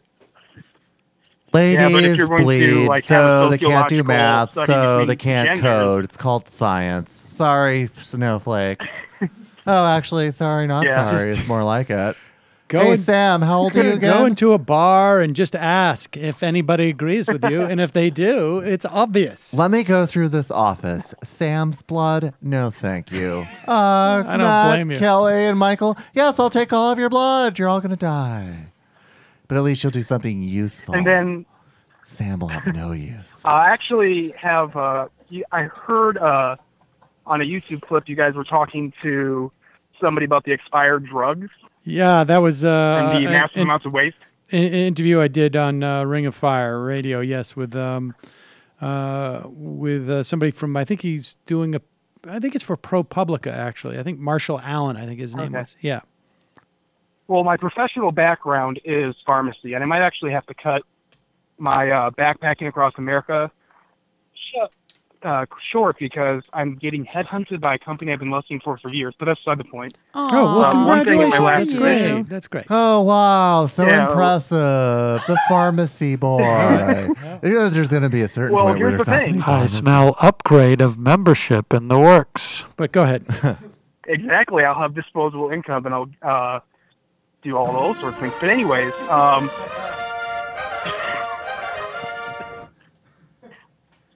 but I wanted to kind of share my real experiences with the waste and inventory. And there are two terms regarding what we refer to as expired medication.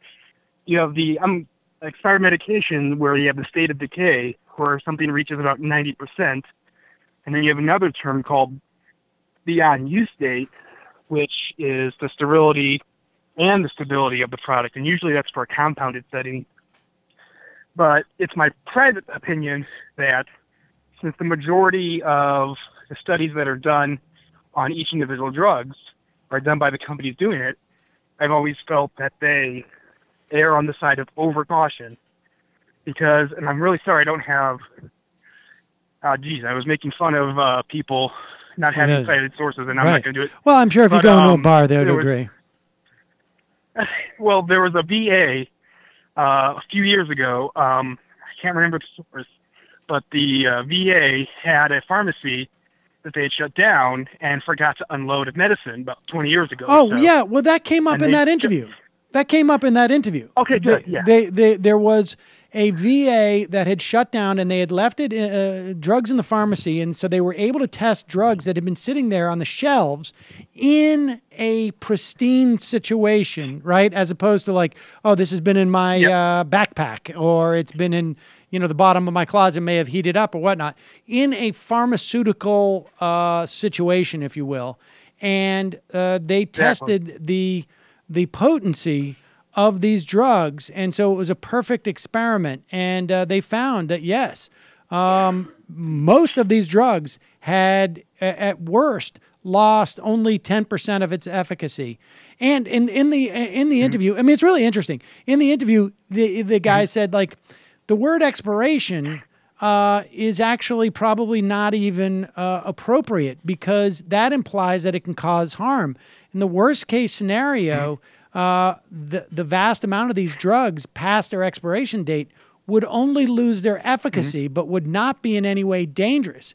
But he basically said that based upon that stuff that came out of that VA, sort of accidental experiment, if you will, that the vast majority of drugs retain their efficacy years after the expiration dates. But yeah, I would encourage people. That's correct. Maybe we'll add that on when we go on vacation at the end of the month. We'll put that in. Lots of people who do drugs know that. That's very true. And the other point is about the inventory use and costs, because a lot of times I think you have all these disparate hospital systems, and not many times are people actually tracking usage and moving, essentially rotating stock. And I kind of feel that if we had a component of Medicare for all, or more of a single-payer health care, I'd hope that a rotating stock, essentially federally, would be part of the option, because you would be able to cut huge amount of costs. At my cancer care clinic that I kind of ran, I was able to cut about over $100,000 in purchasing simply by rotating my closely expiring stock throughout a 600-bed hospital. And I think that's another key point of cost of medications in America. Right. All that came up in that interview. I'm doing a 10-mile hike right now, so I'm out of breath. All right. Well, I'll let you do it. Be careful. And wait, I have a question for you, Josh. Hello? Not Josh. Oh, pharmacy person?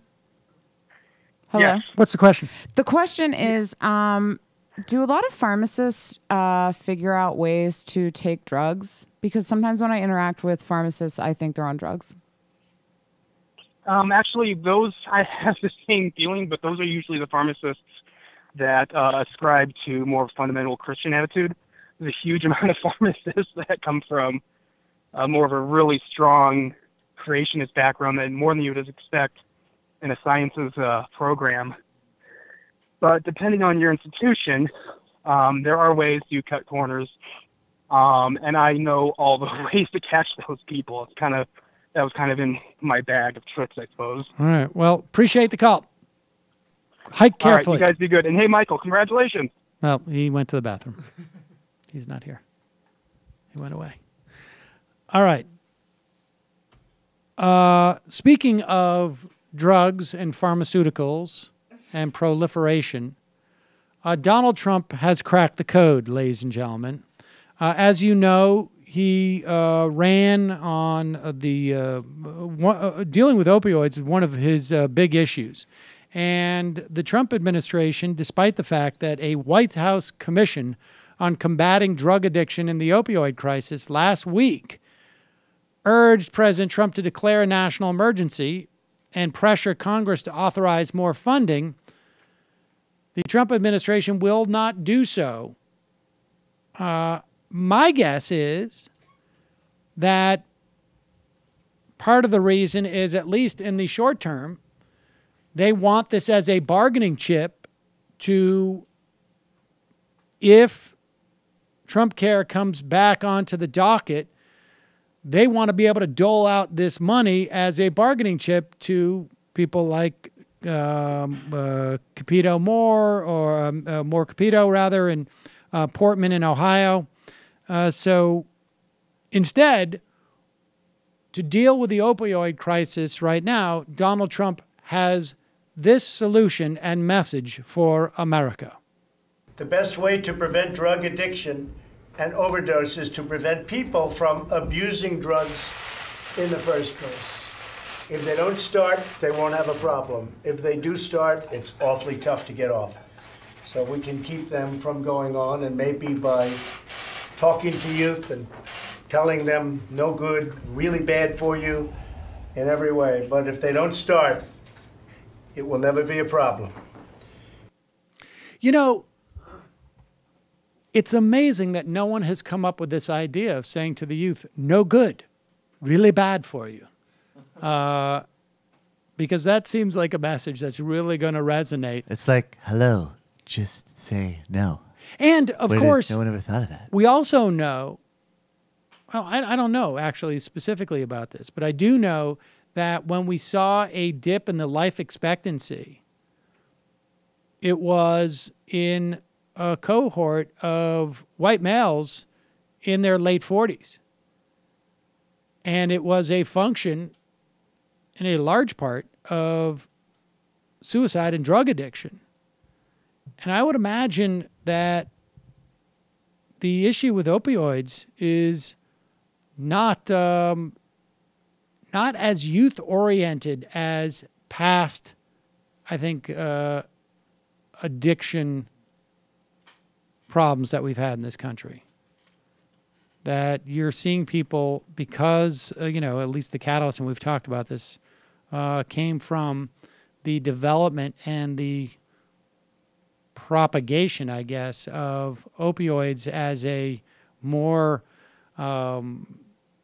therapeutic medicine that caused, at least got the ball rolling, and created a cycle that has created more addiction and abuse of opioids in particular. So, no good, really bad, and good luck with that. It's a fresh idea for fighting drugs. Also, nuclear weapons, very bad for you.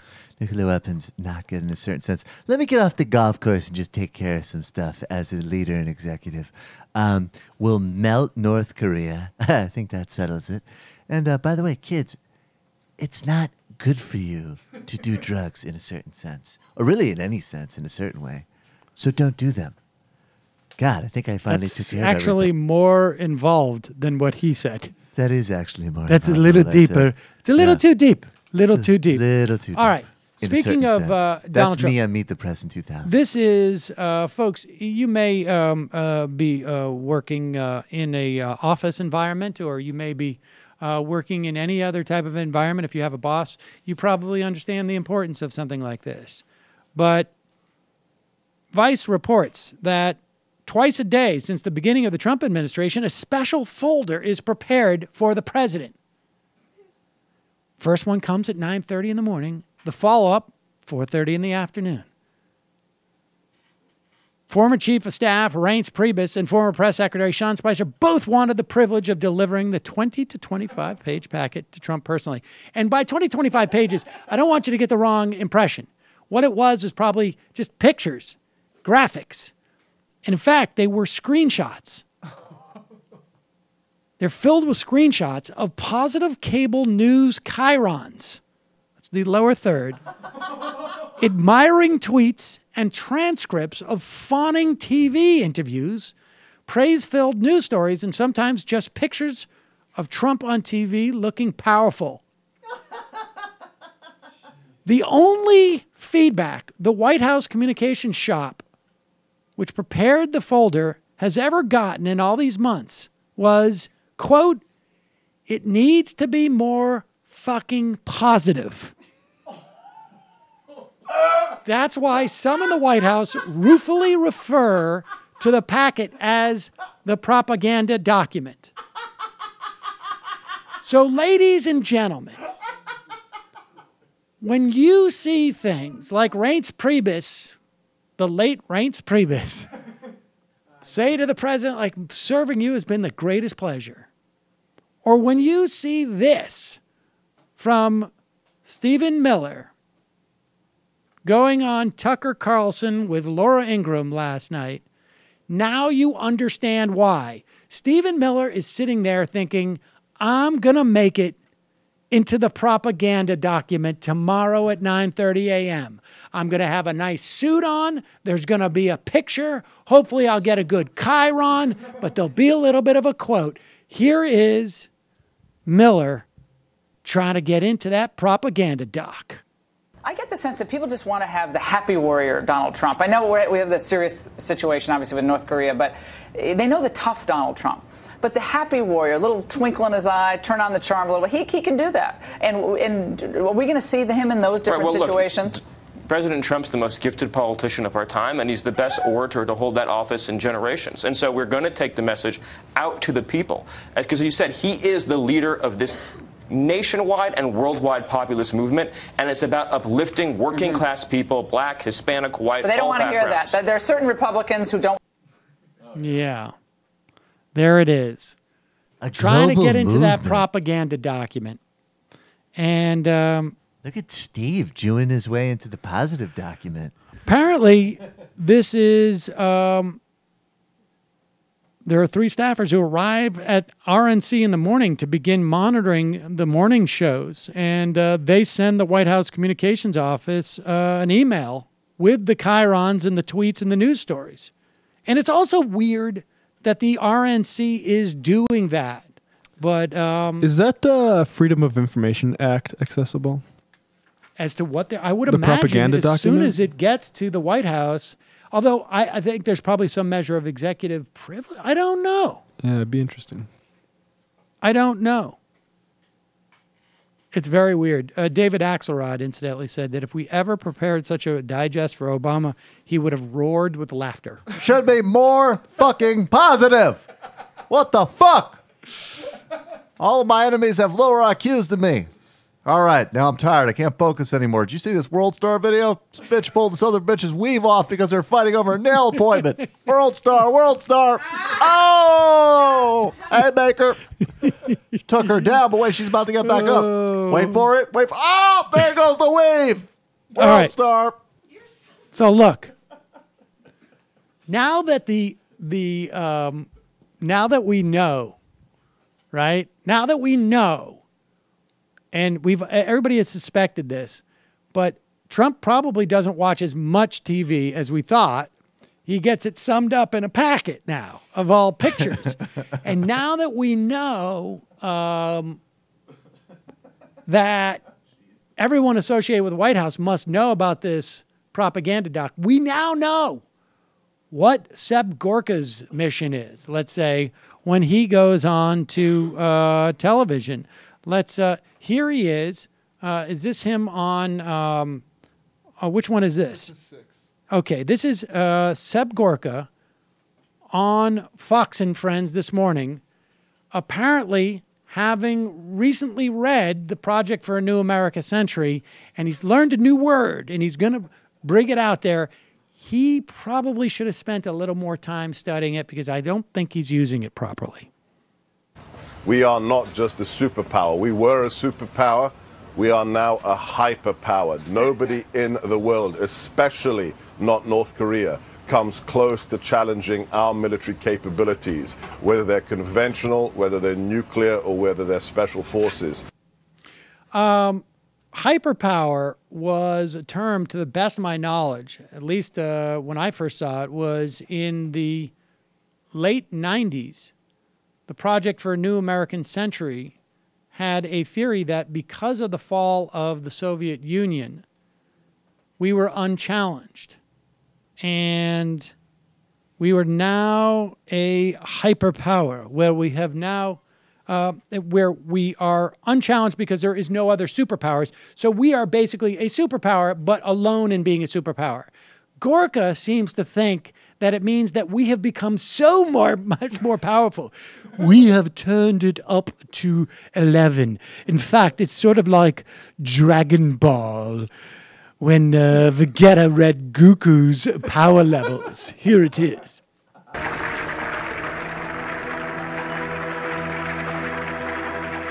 Vegeta, what does the scouter say about his power level? It's over 9,000! What, 9,000?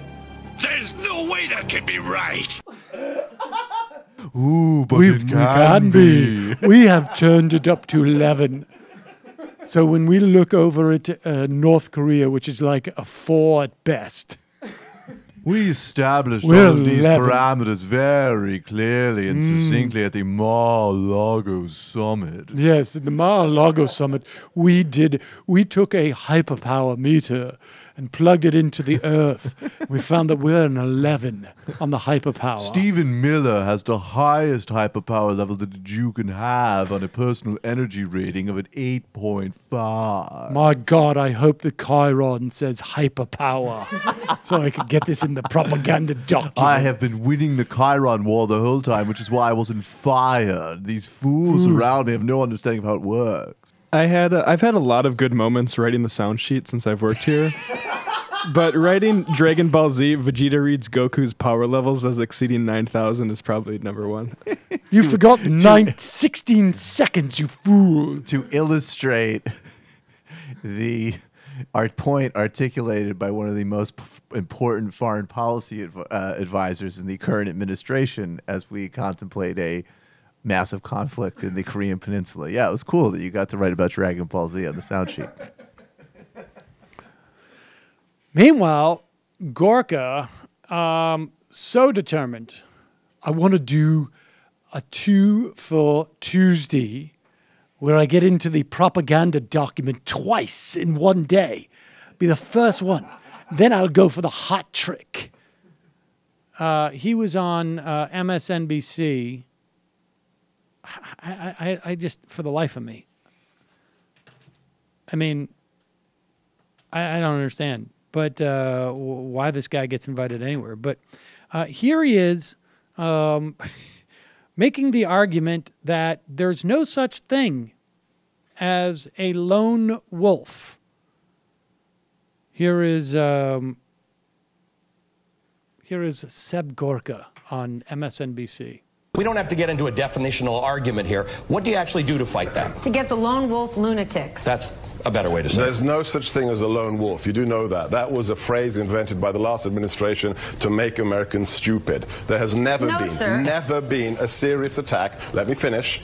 There has never been a serious attack or a serious plot that was unconnected from ISIS or Al-Qaeda, at least through the ideology and the TTPs, the tactics, the training, the techniques, and the procedures that they supplied through the internet. Never happened. It's bogus. This is an international global threat. What we have to do now is not only destroy organizations like ISIS, which we are doing, they will be annihilated, but also delegitimize the ideology. So it will become as heinous and as rejected as fascism and Nazism is today. That black flag of ISIS has to be globally rejected like the swastika, and we will work with our Muslim partners to overtly and covertly delegitimize their message. That's the definition of victory. When people don't want to become jihadis, that's when we will have won. See, no, hold on for 1 second. I just want to remind Seb Gorka that Google exists. And if you put in the term lone wolf into Google and search prior to January 1st, 2008,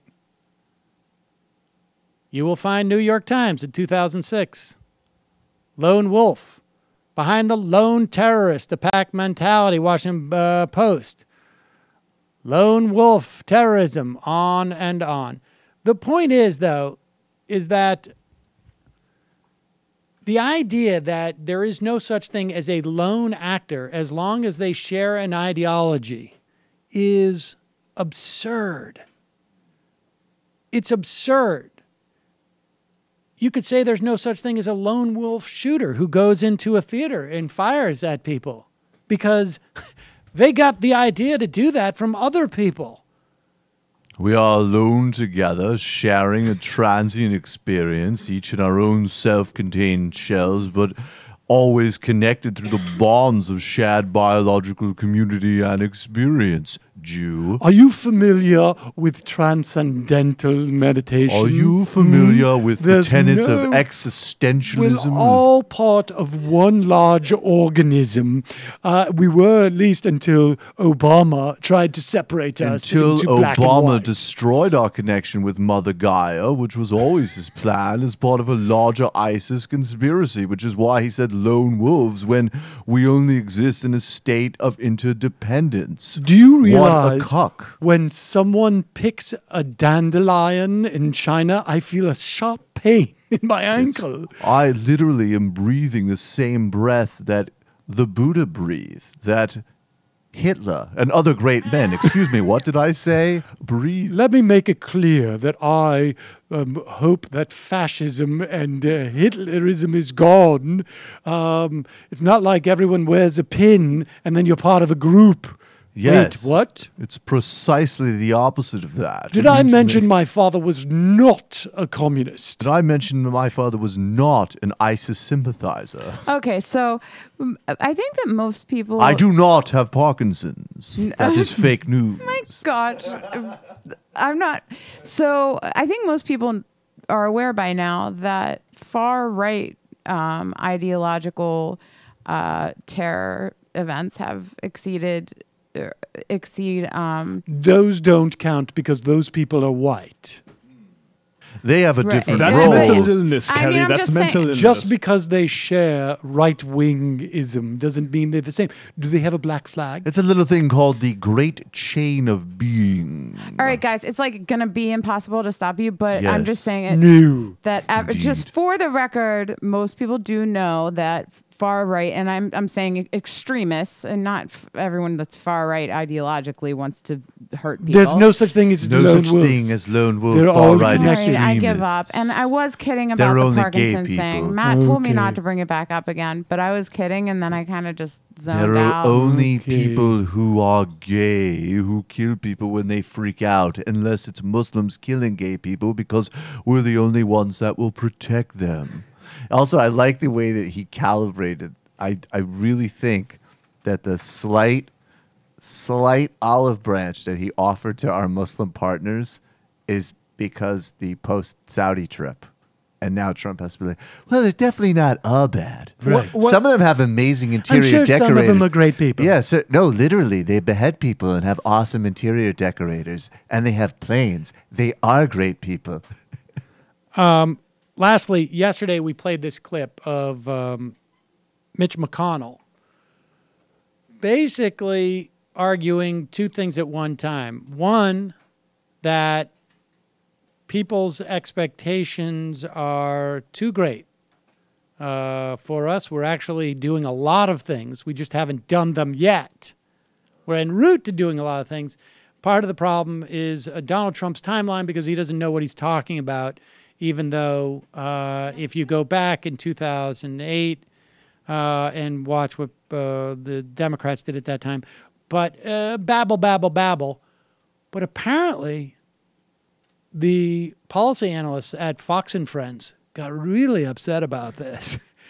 And this is actually great because I can't tell the difference between douchey and Kilmeade. I don't know which one is which, and I've been watching these people talk about this for years. Douchey's blonde. Okay, so douchey is the douchey one, but the Gretchen Carlson replacement, Ainsley Earhart, she disagrees. She thinks she's agreeing with douchey when she's not, which is also really. So these guys are indignant. They are so mad about Mitch McConnell.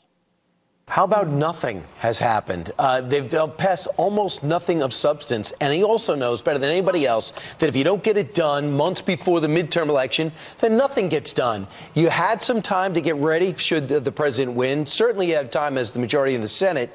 And they're not ready. They weren't even ready to push the president's nominees forward and fast. Well, instead of complaining, instead of taking a recess and a break, then fine, go back to the Senate, work it out, get it done for the American people. Why is he in Kentucky? Exactly. If you need more time, whatever time you need, get it done. But don't complain about it. Don't have the victim mentality. Well, what's interesting is he's complaining that the president doesn't realize how long stuff takes in Washington.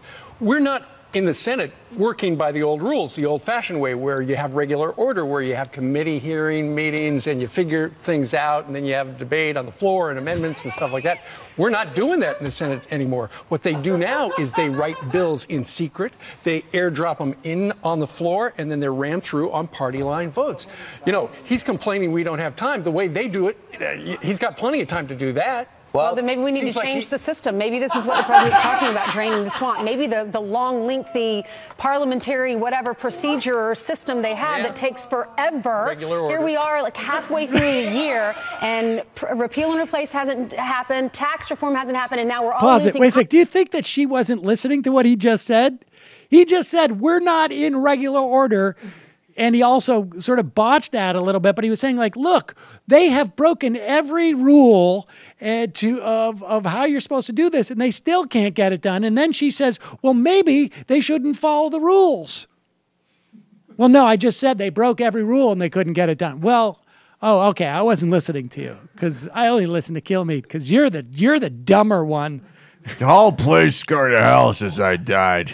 You need to be there I harass. know which one Deucey is. He's so funny. Yeah, they're both funny. I mean, all he does is smile. Aren't they both incredibly stupid and goofy? And repeal and replace hasn't happened, tax reform hasn't happened, and now we're all losing confidence that it's ever going to happen at all. They have to raise the debt ceiling, pass a budget, then do tax reform, all for the calendar year. Yeah, and good luck. he's speaking in front of the Rotary Club back home. Exactly, taking a recess. After he promised to stay through August, or at least through the middle of August. It's a vacation. Unbelievable. That's not realistic. It's not realistic because you stop working.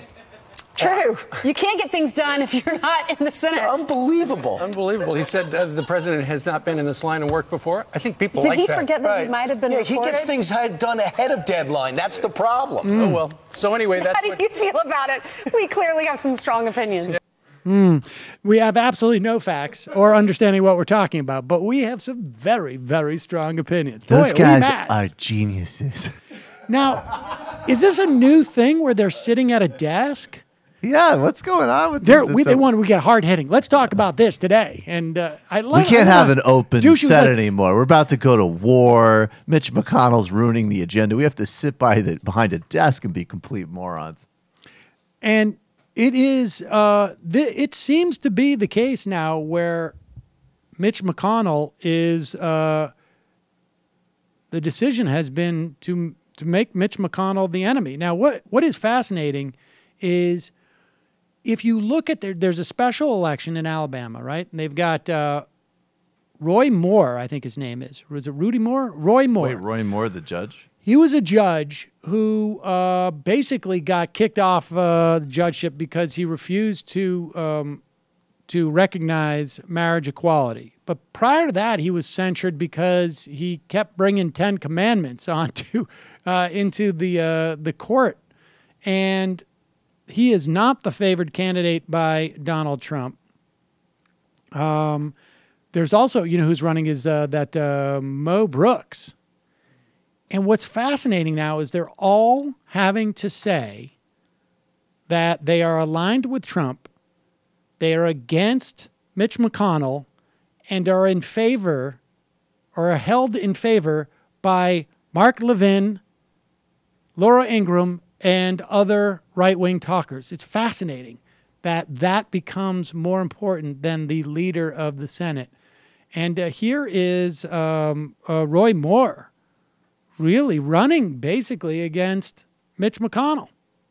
They lied about repealing Obamacare. Now Mitch McConnell's D.C. slime machine spending millions spreading lies about Roy Moore, bearing false witness. Why? We know why. We all know why. Roy Moore's honest, and Moore's his own man. Moore fears God, stands for the Constitution, fights for what is right, and believes what we believe. Drain the swamp. Send McConnell a message. Send them all a message. Roy Moore, Senate. My name's Roy Moore, and I approve this message. That's a great ad. Yep.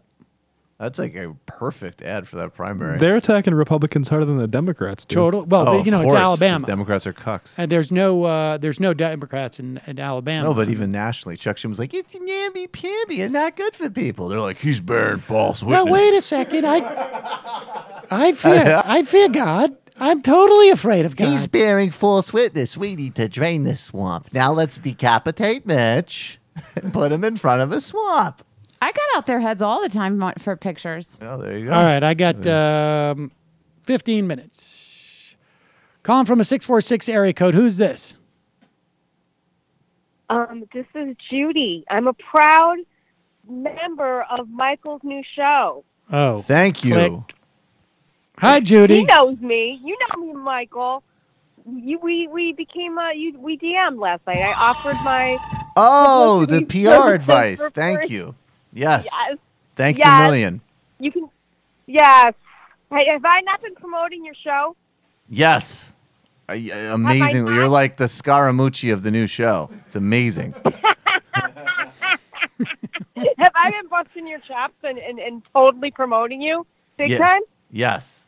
Thank you so much. And thank you for putting me in touch. You put me in touch with Nomi Kantz, right? me. Yeah. Thank you. That was me.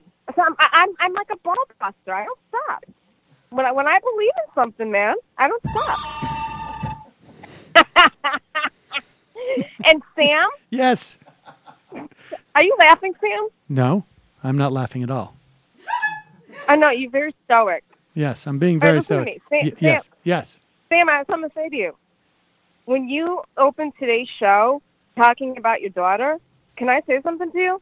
Yes. I remember When she listening to the Majority Report on Air America, and didn't you call in and Janine was like manning the show? Yes. You called in from like the hospital? Yes, I think so. I was listening in real time. Yeah.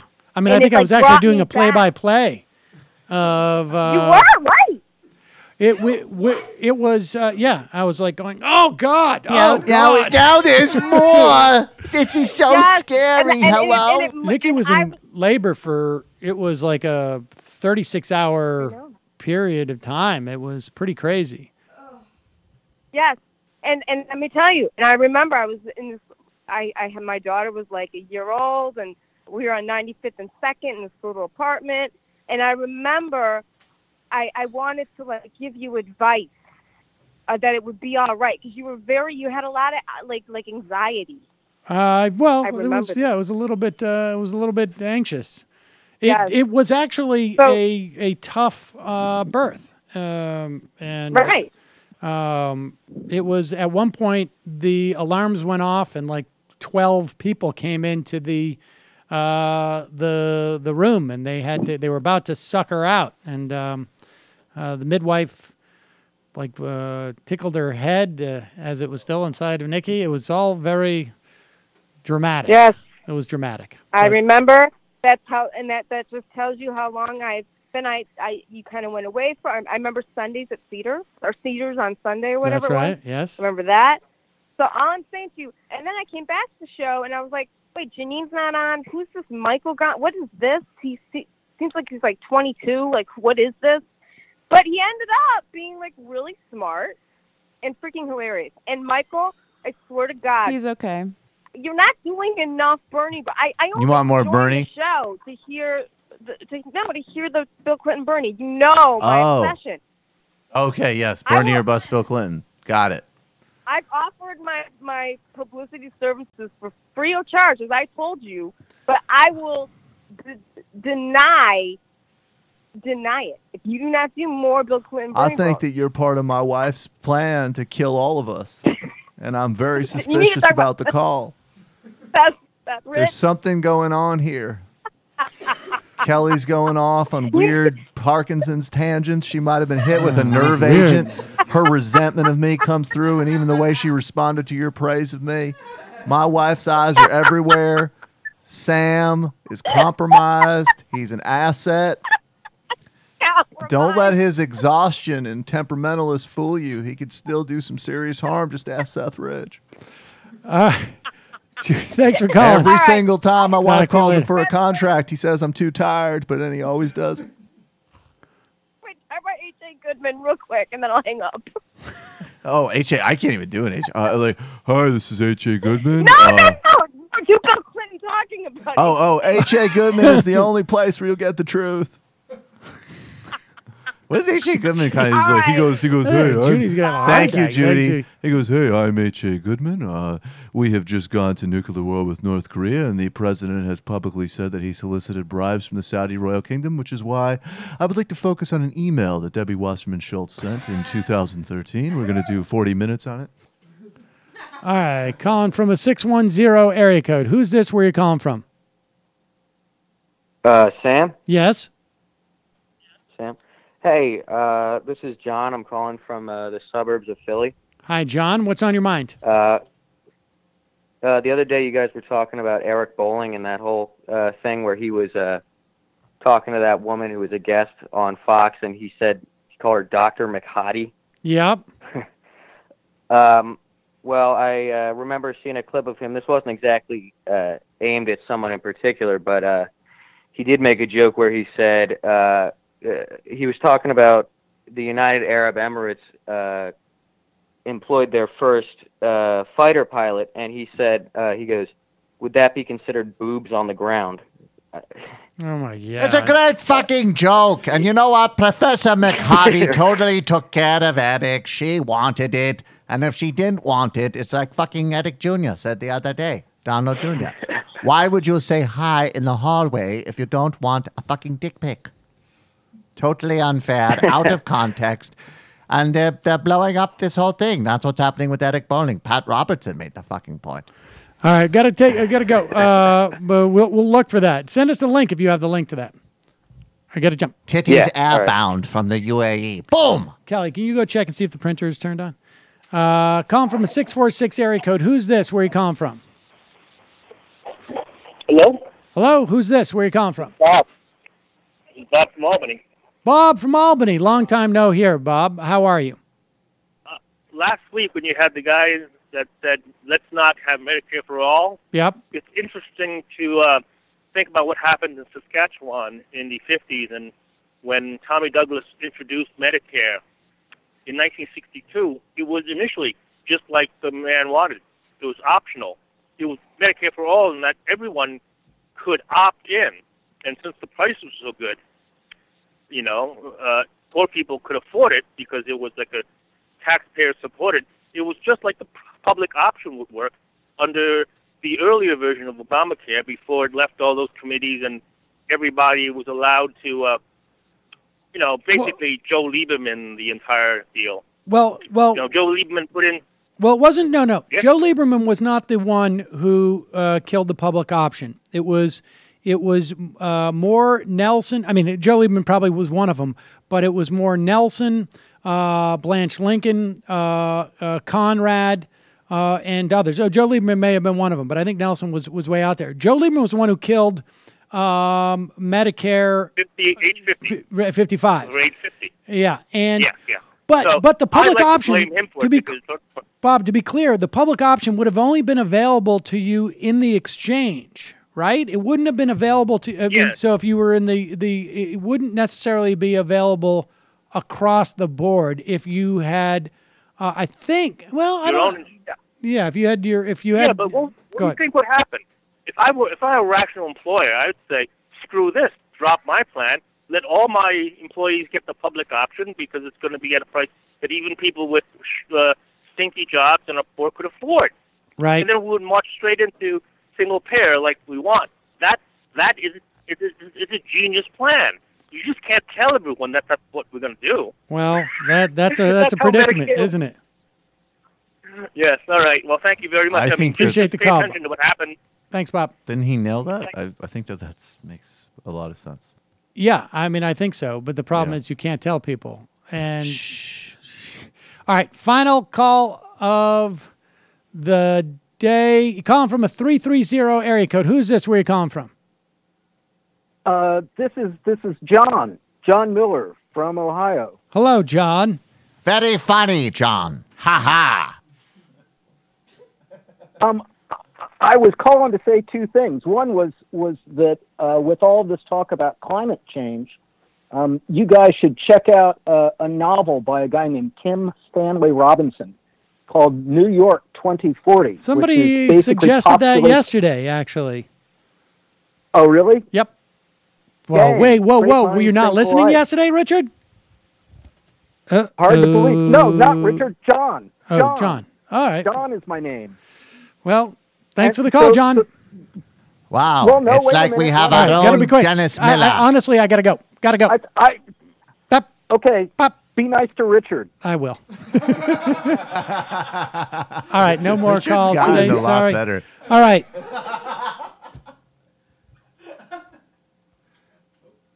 What? No, I don't know if that's true. Trump tried to fire FBI head as FBI carried out pre-dawn raid on Trump associates. I don't think that's true. But it is the case that there was that raid on Manafort's house. We'll have to talk about that tomorrow. Lauren. Unfair. Hey, just wanted to give a reminder, Alabama special election primaries are August 15th. People need to come out and vote. I think Trump has Alzheimer's. He has those moments where he fades out and looks kind of confused. Taco Truck. Why can't we just dramatically cut the military budget and not raise taxes at all? Why can't we just? Well, I mean, we could. PDX Tony. My Cadillac plan through my public employee union. I'm in $16 hour classified position for Portland Public Schools. Free to me. $100 deductible, $10 copay, and most importantly, I insure my 2-year-old son for only $15 a month. Not sure about co-insurance, though. I've not run into it. My providers don't love the plan much, though.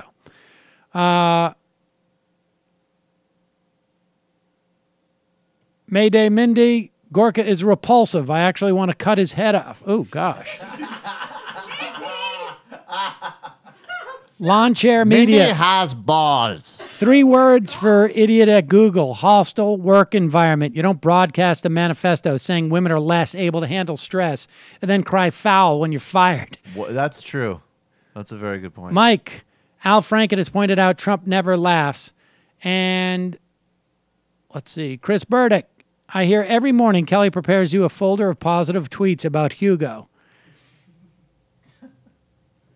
Missing link. Big article in International Business Today by Sirota about infrastructure privatization being pushed by Mike Pence. I will check that piece out. Mindy also tweeted that she wanted to stick Gorka's head in like a deep fryer. Ooh. That's highlight her. Gross. Her stuff, yeah. Billy Buckner, insurance is an example why Republicans and neoliberals in general will fight Medicare for all. They need segmentation and differing granularity in order to construct levers they can work. And the final IM of the day, no lone wolf large-scale attack. What about Timothy McVeigh? All right, folks. See you tomorrow. It might take all the strength I got to get to where I want, but I know somehow I'm gonna get there. I wasn't looking when I just got caught between the truth and the light bulb, but finding out won't make me feel any better. Yeah, I know the clock is ticking, but the meds are gonna kick in, and my pilot light shining bright. I get somewhere the choice was made, don't get paid for the rope that bends before it finally breaks you.